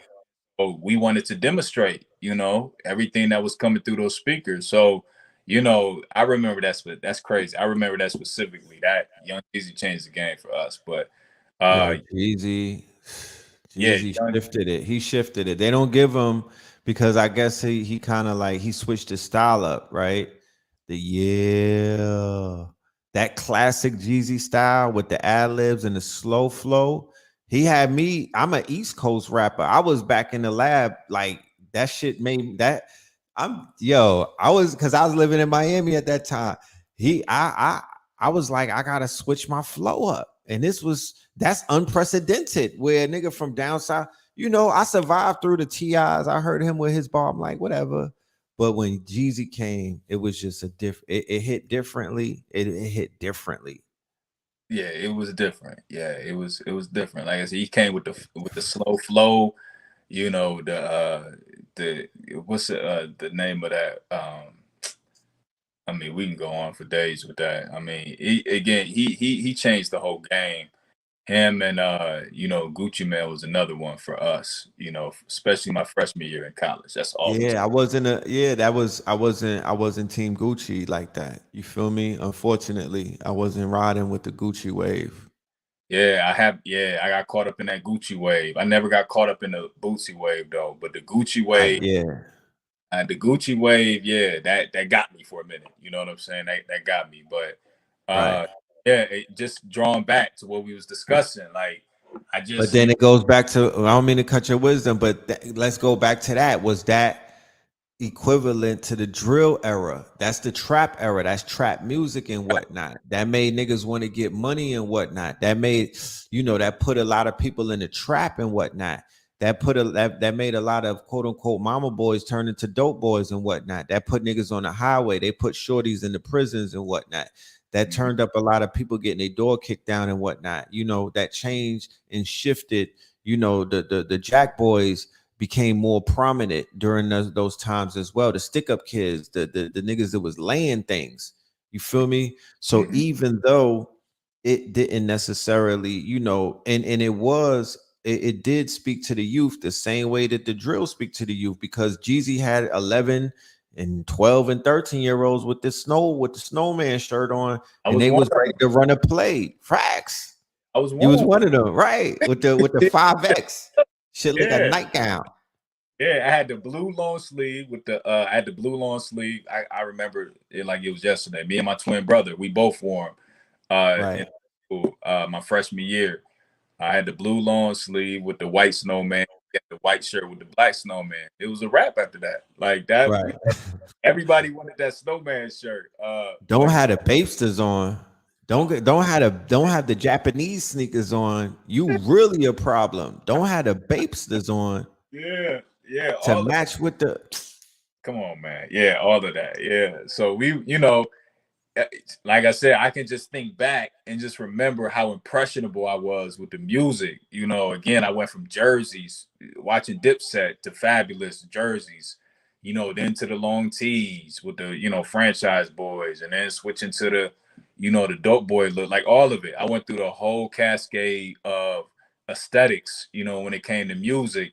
The lifestyle, you know, we chose a certain lifestyle. We lived each lifestyle that we heard, you know, and young age, and just reflecting back, you know, again, it's just crazy today how you can look at it and it's, you know, pretty much the same thing. But again, these young kids today are being fed it, you know, being fed the music, the image, everything, you know. Tim, they on dope. Yeah, no, they activated. Yeah, no, they not selling it, they on it. Yeah. Right? Yeah. They on these pills, they on that lean. These are opiates. Yeah. You heard Kodak say he gonna take the fake pill, even though because he a super gremlin. They out here taking pills that are laced with Fetty. They on real dope, my nigga. Yeah. And that's so we're looking at the devolution, right? Because as we know, with our culture, things just become more debased throughout the decades. They go from a level of debasement and they just become more debased because this is a deaf culture. You feel me? The mycelium, you know what I mean? The undergirdings of of the cadavers that had dropped decades ago. You know, this neural network that's being built inside of the deaf culture, this zombie culture that we're seeing right now, this quote unquote dope fiend culture that we're seeing right now, this culture where they're completely shitting on what is known as the code and whatnot. That show that you're talking about that featured academics and Takashi and Wack and all of them, I feel like that show signified the very, very end of a whole era. You know what I mean? That's why I even pointed out with the DJ K Slays and whatnot making transition. He represent an era as a dinosaur. That era dies with him. Not to say him particularly, but that the code and the old school ways that these old school people. But back in my day, there is no more back in your day. These niggas wrote a new code. There's a new algorithm that's running it. It hasn't really even been defined, but you're seeing the quote unquote pushback or the blowback to a code that no longer is applicable to this day. And you know, just fast forward a little bit. Now we're talking about the drill music being at the peak. And then we're talking about K Slay representing the true essence of not only the old school, but just hip hop in general. You got Kendrick Lamar dropping on May 13th. So I'm interested to see, because in my opinion, to be quite honest with you, and you know, of course, shout out to Blue Pill. You know, we're still in the process, in the works of putting together a book called Combos with the Cosmos. Yeah. You know, I created a whole mythology around Kendrick Lamar and Kanye West in that book. And everything that I've said that Kendrick has done since 2020, was it 2020? 2021 has come to play. You know what I'm saying? So he very mythological figure in the script and the prophecy. You know, he embodies the mythology of the sun more specifically. So, you know, when you see Lamar come out May 13th, that's going to be a paradigm shift. So, you know, the family, pay attention, because again, these individuals, you know, are embodying certain archetypes. More specifically, again, Kendrick Lamar. And when he drops May 13th, which is ironically enough Pusha T's birthday, who's 44 years old, you know, Kendrick Lamar is going to come through and change the game. Mark my word on that. He's going to come through and shift the paradigm, and it's going to lead us back into another trajectory where we're looking more so at the aesthetics of hip hop, you know, and lyricism and things of that nature. It may not happen overnight, but he's going to create a riff to where he's going to create a whole nother conversation. You know what I'm saying? So, you know, we're on the heels. Yeah, shout out to Ampu. God is gonna be dropping on that day as well. Okay, Feel me? Yeah. Shout out. Yeah. So yeah, man, I look forward to that, and I feel the same way that you do about the way that Kendrick is able to shift the narrative. He pushes the needle. You know what I mean? He is definitely a paradigm shifter. He is definitely a connoisseur of the culture. He's one of the vanguards. We trust him. Yeah, 1111. Oh yeah, the 1111 project. Shout out to Jefferson in the building. We're gonna talk about that. We trust him as a vanguard. We trust him to uphold the 5 pillars, right? Because he's gonna bring that. He's gonna give you some music that you could dance to. He's going to give you some art. He's going to give you that poetry and whatnot. He's going to be a master of the ceremony with multiple flows and whatnot. And, you know, music that you know, he's mastered making music that has replay value to it. And he's also going to give you a level of consciousness that's applicable to whatever level that you may be on. You know what I mean? Like the last song that I remember hearing him on, he talked about Metatron. Now, for anybody that's not familiar with that, it just went over their heads. But for those who are tapped in, then they like, okay, Sun is bringing it. You know what I mean? And also, they like your hat too. If you want to let them know where they can find that 333, they on you. Yeah, you know, people who's tuned in with me, they see me wear this hat a lot. As a matter of fact, I got my phone in my hand. I'm gonna pull up the actual. Shout out to my guy Terrence from Cincinnati. They got a brand called The Yard, THE, and then I want to say underscore YARD, The Yard. And I wanna give them their just due and pull up their actual page. But yeah, no, I love, you know, the aesthetics, the nostalgia of their vibe when it comes to the merchandise. Is crazy. But yeah, shout out to my guy Terrence out of Cincinnati. He's the one who runs this brand, and called The Yard. But you know, once I pull it up, I'll announce it. But yeah, this hat is fire. So, you know, Kendrick is he's an easy shoe-in to help to rescue, you know, an art form that, although has multiple tentacles these days, it is an art form that has evolved to multiple subgenres and whatnot. Connoisseurs of the art form, such as myself, the brother ALKEBULAN, Blue, and others, you know, we have brother Rich Cambada, of course, and many others. We have an affinity to, you know, the purity of this art form being, you know, elevated. You know what I'm saying? We don't want to reminisce on back in the days. I don't want to fucking keep talking about the 80s and whatnot. You know, I want to rather, you know, look forward to the now and what tomorrow holds, you know, knowing that there's a bunch of artists who have formulas and they're activated and they're stepping into their roles and whatnot to provide a certain type of frequency and to be a certain type of soundtrack to a movement that is currently taking place, because we're in a movement, we're a part of a movement, we're helping to steer a movement. However, there's no real soundtracks to identify the movement or to push the movement in the direction that the movement needs to go. Even back in the days with the civil rights movement, they had soundtracks. They had artists who decided to, quote unquote, grow out their afros and take the perm out and whatnot. You had the Nina Simones who really switched up in real time and start going conscious on these niggas. You had the Marvin Gayes who went conscious, Stevie Wonders went conscious and whatnot. They didn't just go woke, they went conscious and whatnot, the Sam Cooks and whatnot.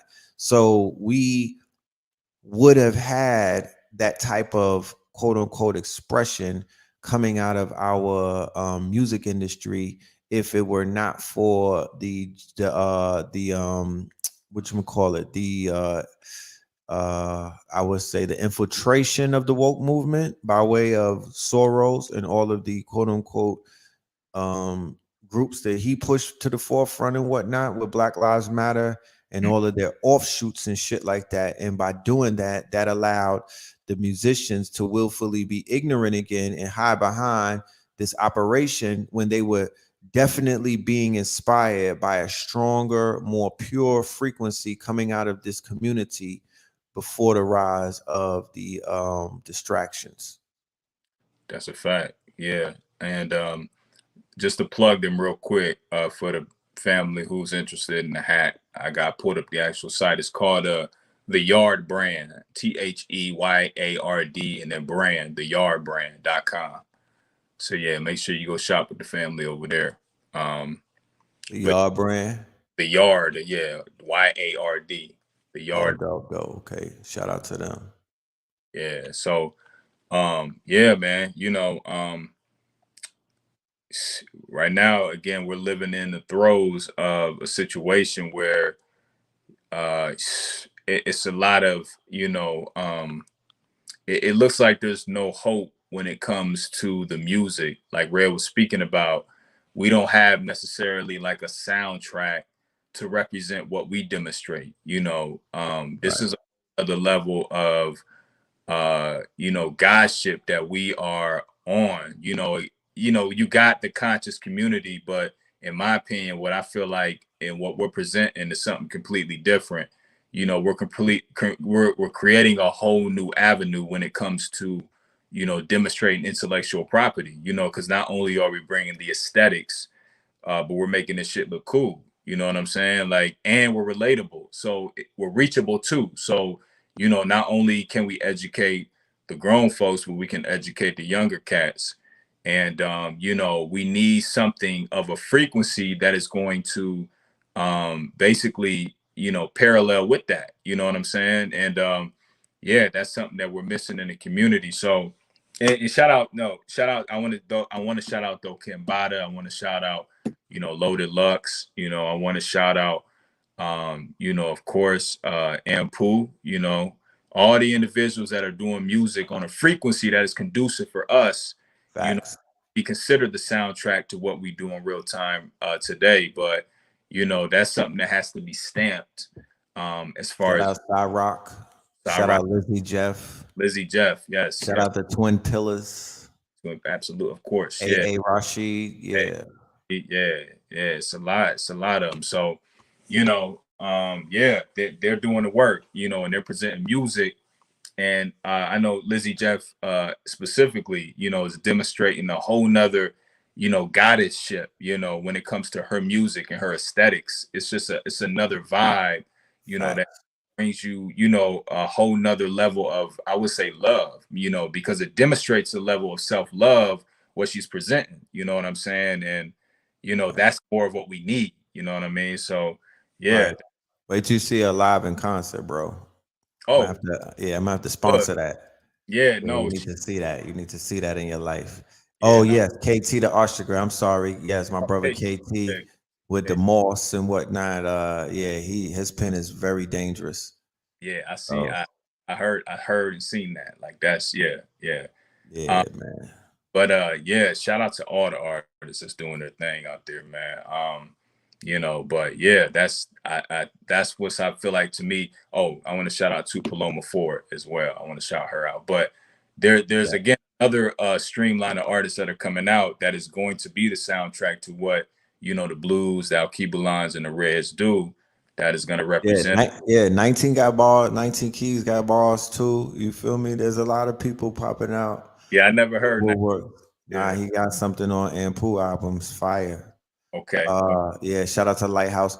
Yeah, so I agree with you. I keep along, this new crop of artists are going to definitely make more impact than has been made in the past few years and whatnot. It's been kind of quiet, I would say, in these spaces and whatnot. We're due for some rumblings. We're due for some disruptors. We're Right. due for for some megastars coming out of these quote unquote sectors and whatnot. We're due for that at this time. There's such a thing called balance, you know what I mean? And while the drill and other rap runs wild and whatnot, you know what I mean? While whole culture is taking off, the drill music is taking off because those also are running hand in hand. And we'll get to that. You want to get to that tonight or another day? The whole culture. No, what culture?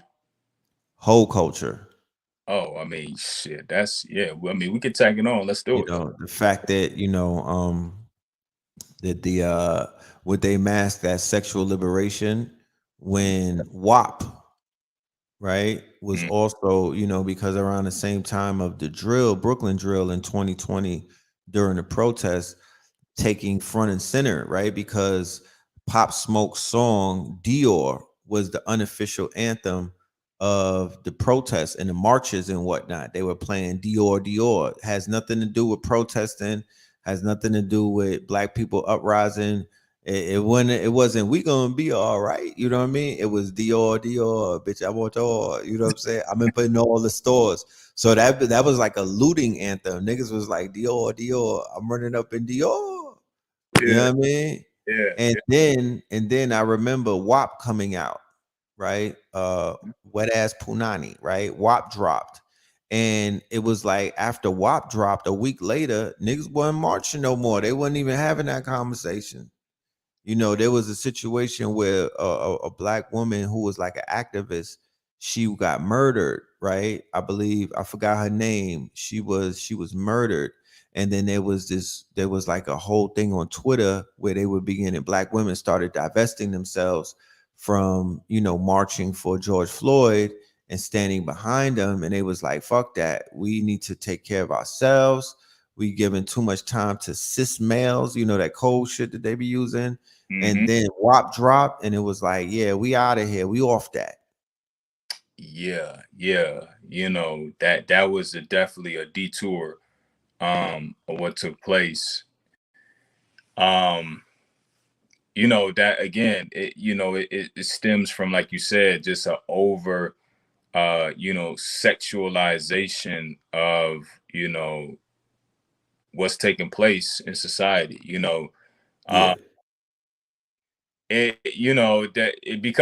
remember that when that came out, and even drawing back before that, I remember when the Migos dropped Bad and bad Bougie. and bougie. Bad and Bougie. Yeah, I remember specifically watching that video, specifically watching it and thinking like, ain't no way that's gonna crack. Ain't no way that's gonna crack mainstream. They let this go mainstream rap. I remember specifically thinking that. And when that shit right. mainstream, I'm like, oh, it's a wrap. It's done. Like, and from there, like, it turned into, what it is today. You know what I'm saying? But that's a delineate of a lot of what we got going on as far as staying focused on the path, because again, it's a form of being over sexualized, in a way. So, yeah, I agree 100% with that. But if you ask some people in the community, they would say that that's just Big Mama talking, and the whole aspect of being more, celebrating promiscuity and other things is masked as sexual liberation, and that's a sign of the matriarch taking over and breaking the chains of what the patriarch has, which was suppression, shame, and a few other things. I'm just saying that's been the counter. I mean, yeah, and I get that perspective too. Like, women showing a level of self-empowerment, sexual empowerment. Their argument is basically niggas can talk about, their dicks all Yeah, all day, day. Yeah, that part. whatever, you know what I'm saying? But then when we do it, like it's a problem. Right. But and I agree to a certain extent, but at the same time, like I don't even feel like that as a people we are even healed enough to even be able to have that level of discipline to be able to see it from that perspective. You know what I'm Right. saying? So when we see WAP, immediately we want some WAP. Like, it's not a situation Right. looking at it like, oh, okay, like, you know, they're out Yeah, there we're so evolved. It's it's just, demonstrating. Yeah. let's meditate. Let's meditate. Right. We're not looking at it from that perspective. So, Right. you know, but like I said, at the same time, I agree with the idea of self-empowerment. I think when you overshadow it to where now it's like, nah, fuck niggas, like we don't need men anymore. Like it's self-empowerment. Like that's when it gets ugly. You know what I'm saying? In the level of unbalance. You know, we're talking about Right.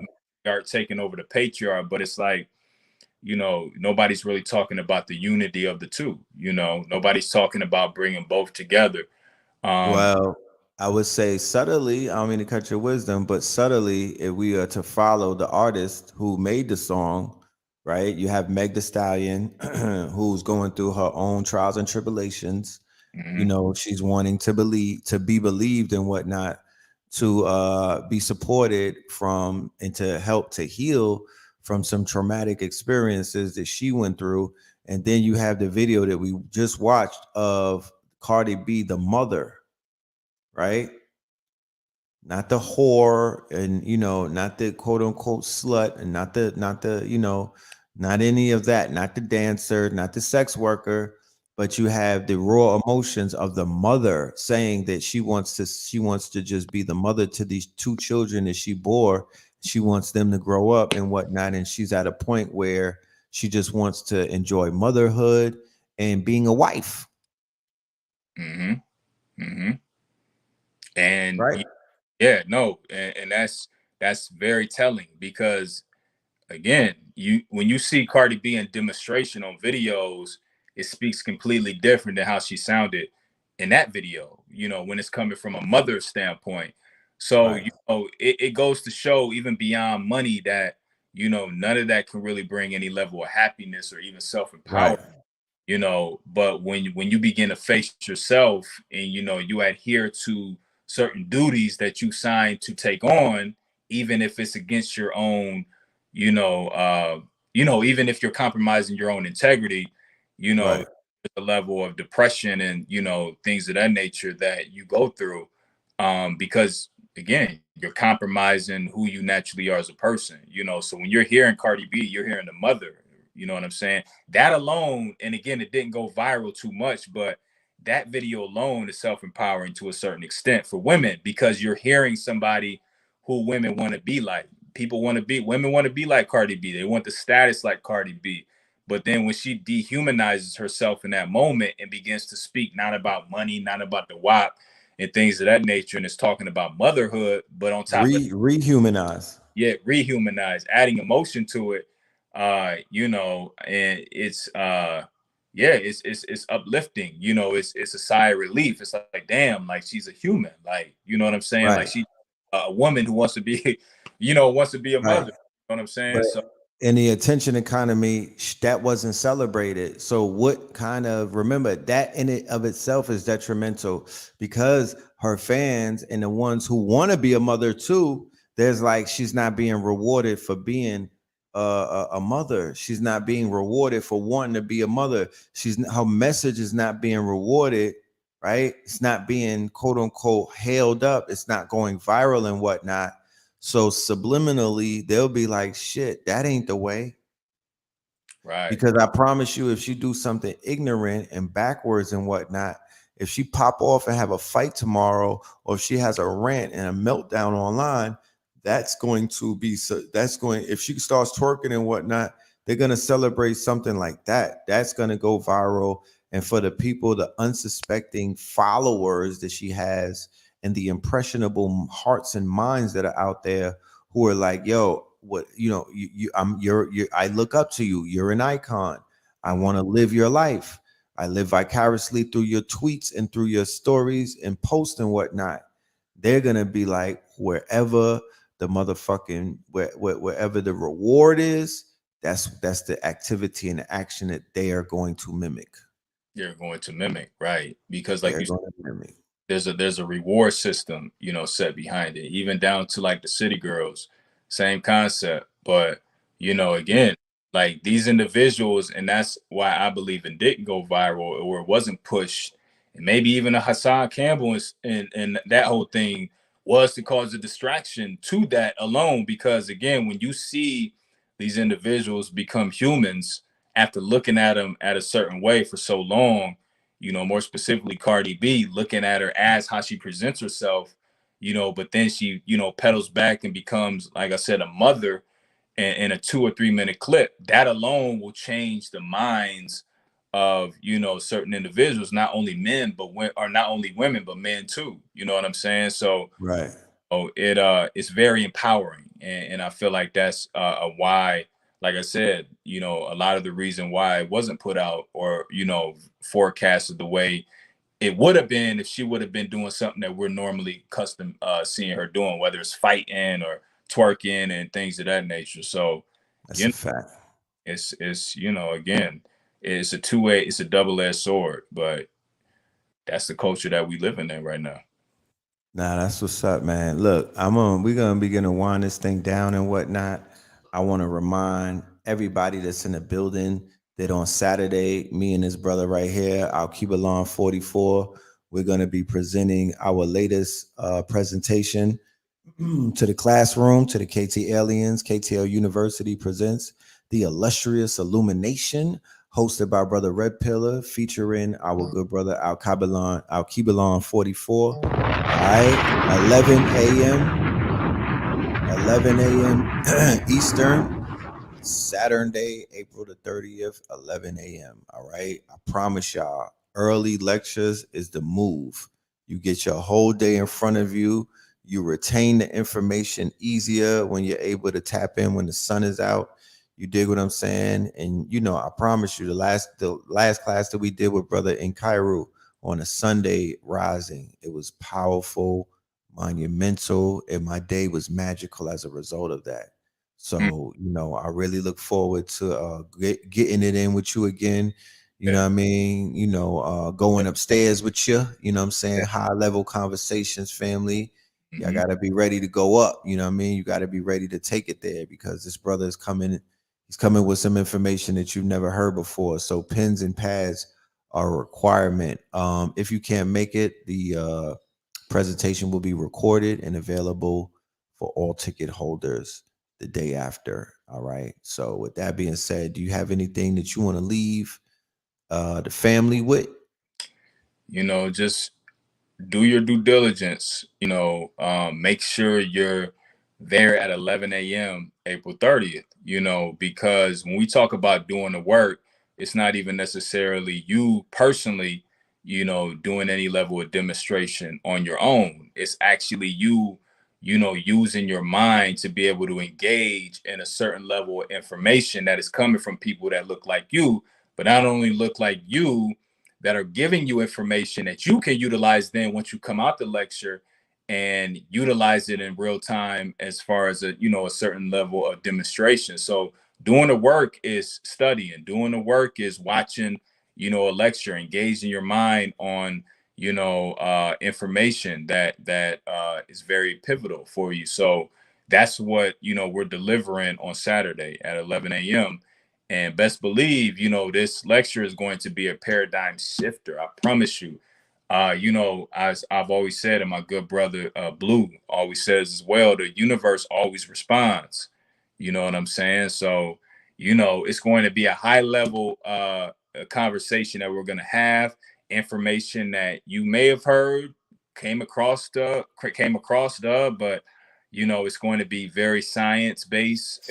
And about the anatomy, its connection to the cosmos, to the solar flares, in connection to Kemet, and we're gonna go in. So, I'm gonna do my due diligence and making sure that I'm continuing to do the deep dive, the research, so that I can present you guys with some very high quality level of information, and that you leave with something that is very tangible and also groundbreaking. So Yes, indeed. And before I finish up the build and whatnot, I do want to add that when we were speaking about the influence that the Cardi B's and the Megs and some of these artists have, the Nickies of the world, we do understand that that doesn't apply to every single sister and brother out there. And even if they Right. do, because I've been in many conscious whips and cribs and whatnot in situations where we turned up. We wasn't biased and whatnot. So I'm not here to judge. Nobody is judging any listener of Right. music out there who decides that they're gonna make that shit shake and whatnot, and they're gonna turn up when those frequencies touch their ears and whatnot. Because let me be in the spot and some drill come on. I'm spinning. You know what I'm talking about? Like I'm doing the bunny hop. I'm doing all of the moves and whatnot. Straight up. I'm doing it all. You know what I Yes. mean? I'll be in ritual. I'll get into ceremony and whatnot. However, I know that that music has not mastered me. You Right. feel me? I know that that music does not, necessarily, it doesn't make me go out there and do things that I haven't thought out and whatnot. It doesn't control me. I'm not hypnotized by it and whatnot. You feel me? But I'll enjoy it for the moment. So I'm just saying that to say, when we do speak on these things, I would rather y'all know what the fuck it is that we're talking about because you've experienced it as well, rather than to play the, I'm better than them. I don't, I only listen to Miles Davis. Yeah, Yeah. we not The speaking. only drill that I know of is Black and Decker. No. Yeah, no, we not coming from that angle at all. We just giving the family a different perspective on how to look at these things, and yeah, we dibble and dabble. We do the same thing. We listen to drill music, but like I spoke on earlier in the show, because I'm aware of it and, because I'm taking into account what the frequency in the music does, I try to create a certain level of balance. You know what I'm saying? So, you heard Cardi B say it, listening to the music, being involved tends to activate those demons. You know what I'm saying? So, That's right. it's just about it being, having a healthy balance and giving you a different perspective on it. You know what I'm saying? But nah, we're not up here all religious and botanical and acting like we're doing things like, uh, like Right. we are goody goody tissues. No, it's not Right. like Right. Yeah. so. We in it, but not of it. You know what I mean? Yeah. So, I wanted you to show that Pharrell clip too. Can you share you got access to your Instagram? can I do it on You the click on share. Well, it's on your phone. see, yeah, remember, I don't have that for Oh, some reason. I don't have that feature. Do you have it? Do you have the share feature? I do. Okay. They didn't give that to you? Nah, I don't have it on my end.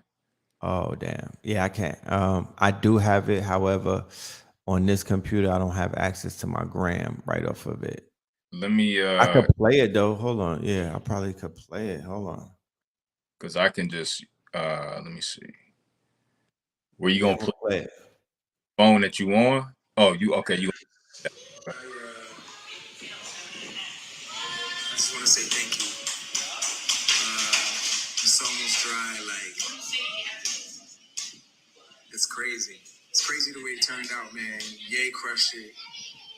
Um, and man, just the response, the fans like reacting to it.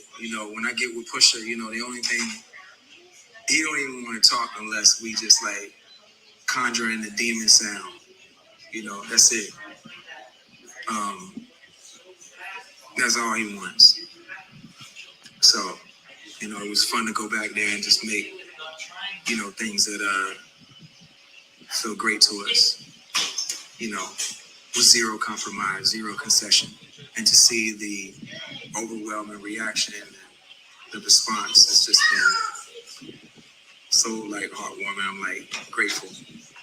It's crazy. It's almost dry. So, you know,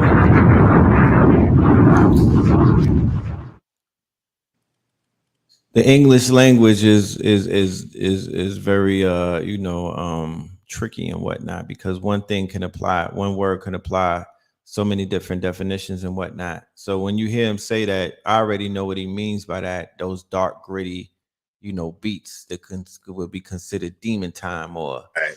you know, that demon sound. He wants that dark, gritty shit so he could tell his gothic tales on it.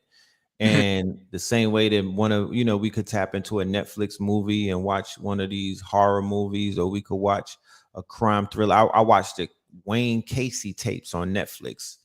This nigga was in Ohio in the 70s. You remember Wayne Casey, a European. He was a bisexual or a LGBT serial killer. He was whacking niggas. Yeah, he was whacking young white boys. You feel me? And he had them all buried under his house, my nigga. Nah. He had like on a crawl space. He had like 30 bodies in a crawl space.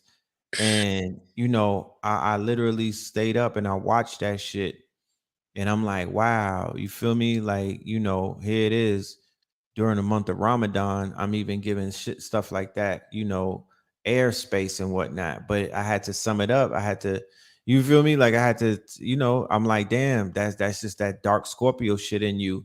To whereas when you saw the trailer, you was like, I need to tap in with this shit. This nigga got bodies under the house. Like, what's going on here? You know what I mean? Like, what's this about?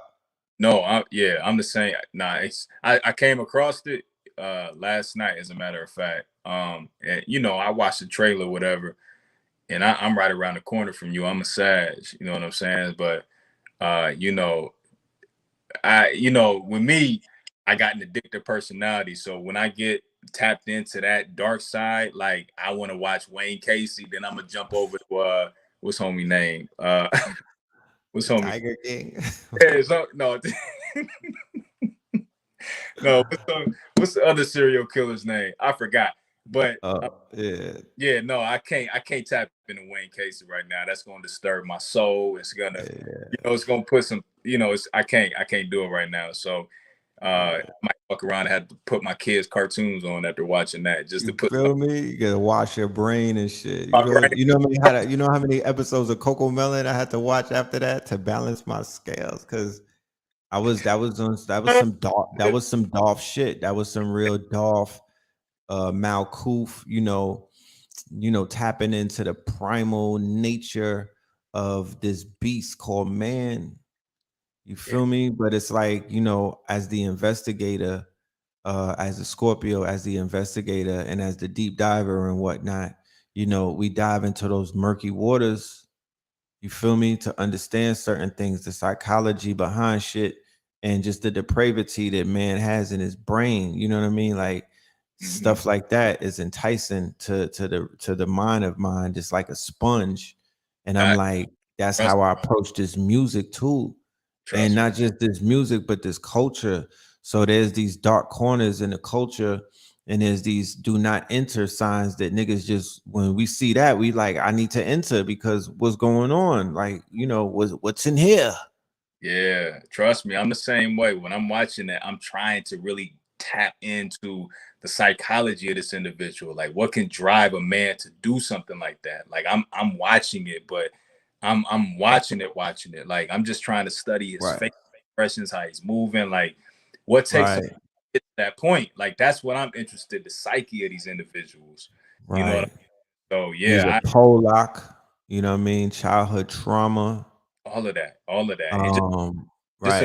And we'll talk about this too down the road, but just imagine these individuals who are actors, like Anthony Hopkins, who has to play the cannibal.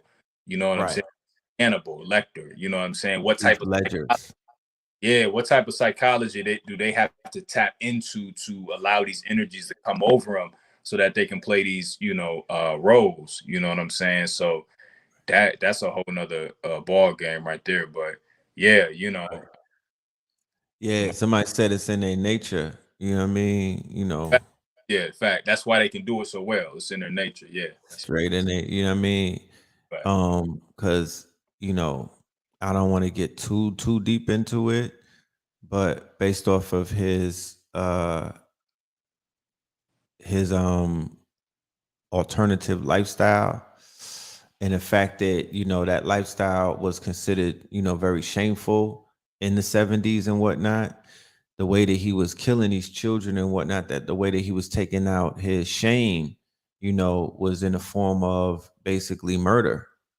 It was almost like a fetishment. You know what I mean? His fetish, he weaponized his fetish. And you know, he basically, and then when you do the research about the pogroms that used to take place over there in Europe and whatnot against these people that were from Poland and other places in Eastern Europe who had alternative lifestyles, you know, that's when you get into child blood libel and whatnot, where, you know, a lot of these stories about serial murders and the exploitation and the harming of children follows groups of people everywhere that they go. Mm, So in these places that they migrated to as a result of the Homestead Act, and where they put all of these Germans and these Polacks and these other people from Europe, these Russians and whatnot, and they gave them all of this land in places like Nebraska and places like Canada. You know, that's when the serial murders and all of these things begin to skyrocket, when these quote unquote demographics, these demon graphics of these people that were mixed in to their the different nationalities that came over here, they had these people mixed in with them, mm-hmm. right? When they told, give us your tired and your poor and your malnourished and sick-minded motherfuckers. They forgot to add that in the lyrics too. That's who they sent over here. So Mm-hmm. you begin to see all of that shit play out and whatnot. You know what I'm talking about? Mm-hmm. And it's no surprise that these suburban areas, these are all of these places where indigenous people got their lands taken from them. They got murdered by serial killers Yeah, who fact. gave birth Fact. to serial killers. Mm-hmm. You know what I'm talking about? Mm-hmm. And it's no surprise, it's not shocking to me. However, that's what be enticing me to study this shit, because I know that they're just touching the surface, especially when it comes to some of these cookie cutter documentaries. You usually got to read the book to go into the real shit, you No, know. yeah, that's a fact. But like you said, like, you know, these individuals were birthed, you know, from serial killers. But look at us. We turn around and begin to imitate these individuals, right? We became we turn Become what you despise the most, though. exactly, you know, and Professor Kabawa Kame said it best, you know, when you put a natural people in an unnatural environment, what do you expect? You What the know, hell do you expect, right? And when you assimilate a people into a different culture, alien culture, we've been integrated, we've assimilated, and with assimilation, you picked up their fetishes. With yep. assimilations, you picked up all of their weird science and whatnot. With assimilations, you picking up their culture, and we know that there's no museums that has you will find no museums on this earth with their culture, because the only culture that they have is sex, money, murder, and other things of that nature. And I'm not being facetious. I'm just saying, you know, so we've adapted, we've been integrated. We did not have these sort of quote unquote sicknesses, these psychological disorders prior to that. Right. It's not on record like that. It's not a, you know, and if it was, and it was an anomaly and whatnot. And niggas had grandmothers that would be get the switch. They you know, they were behavior modification they would spot shit like that. They would whoop the demon out of you. No, that's yeah, and that's a fact. And like we were speaking about earlier, that's what makes a difference between the culture with the kids and the music today and the culture back then. You know, so you know, we had to sneak to listen to this music. You know what I'm saying? We had to walk into the house, put our thumb over the parent advisory sticker, just so you know pops won't see it. You know what I'm saying? Like we They find that through the bag. Like, wait a minute, all what of is that. that? Yeah, we had to take the cover out of the case and just have the clear case with the CD in Right. it. Couldn't Now the see. parents is listening to the same shit that that his child is. Yeah, man. So, you know, we live in some ill times, but you know, with that being said, yeah, man, you know, just tap in again to the lecture Illustrious Illumination on Saturday at 11 a.m. because we're gonna talk about, you know, again, not only what happens to the body when it's under a level of distress by the way of the music that we listen to, but actually ways that we can self-empower ourselves by understanding not only certain parts of the body that we're not familiar with, you know, but also understanding that, like I spoke on earlier in our conversation, is a prophecy that we're playing out. So we have to adhere to that. And the only way to do it is to know what we're looking at. You know what I'm saying? So, Right. um, We're gonna touch on it. Yes, sir. Yes, sir.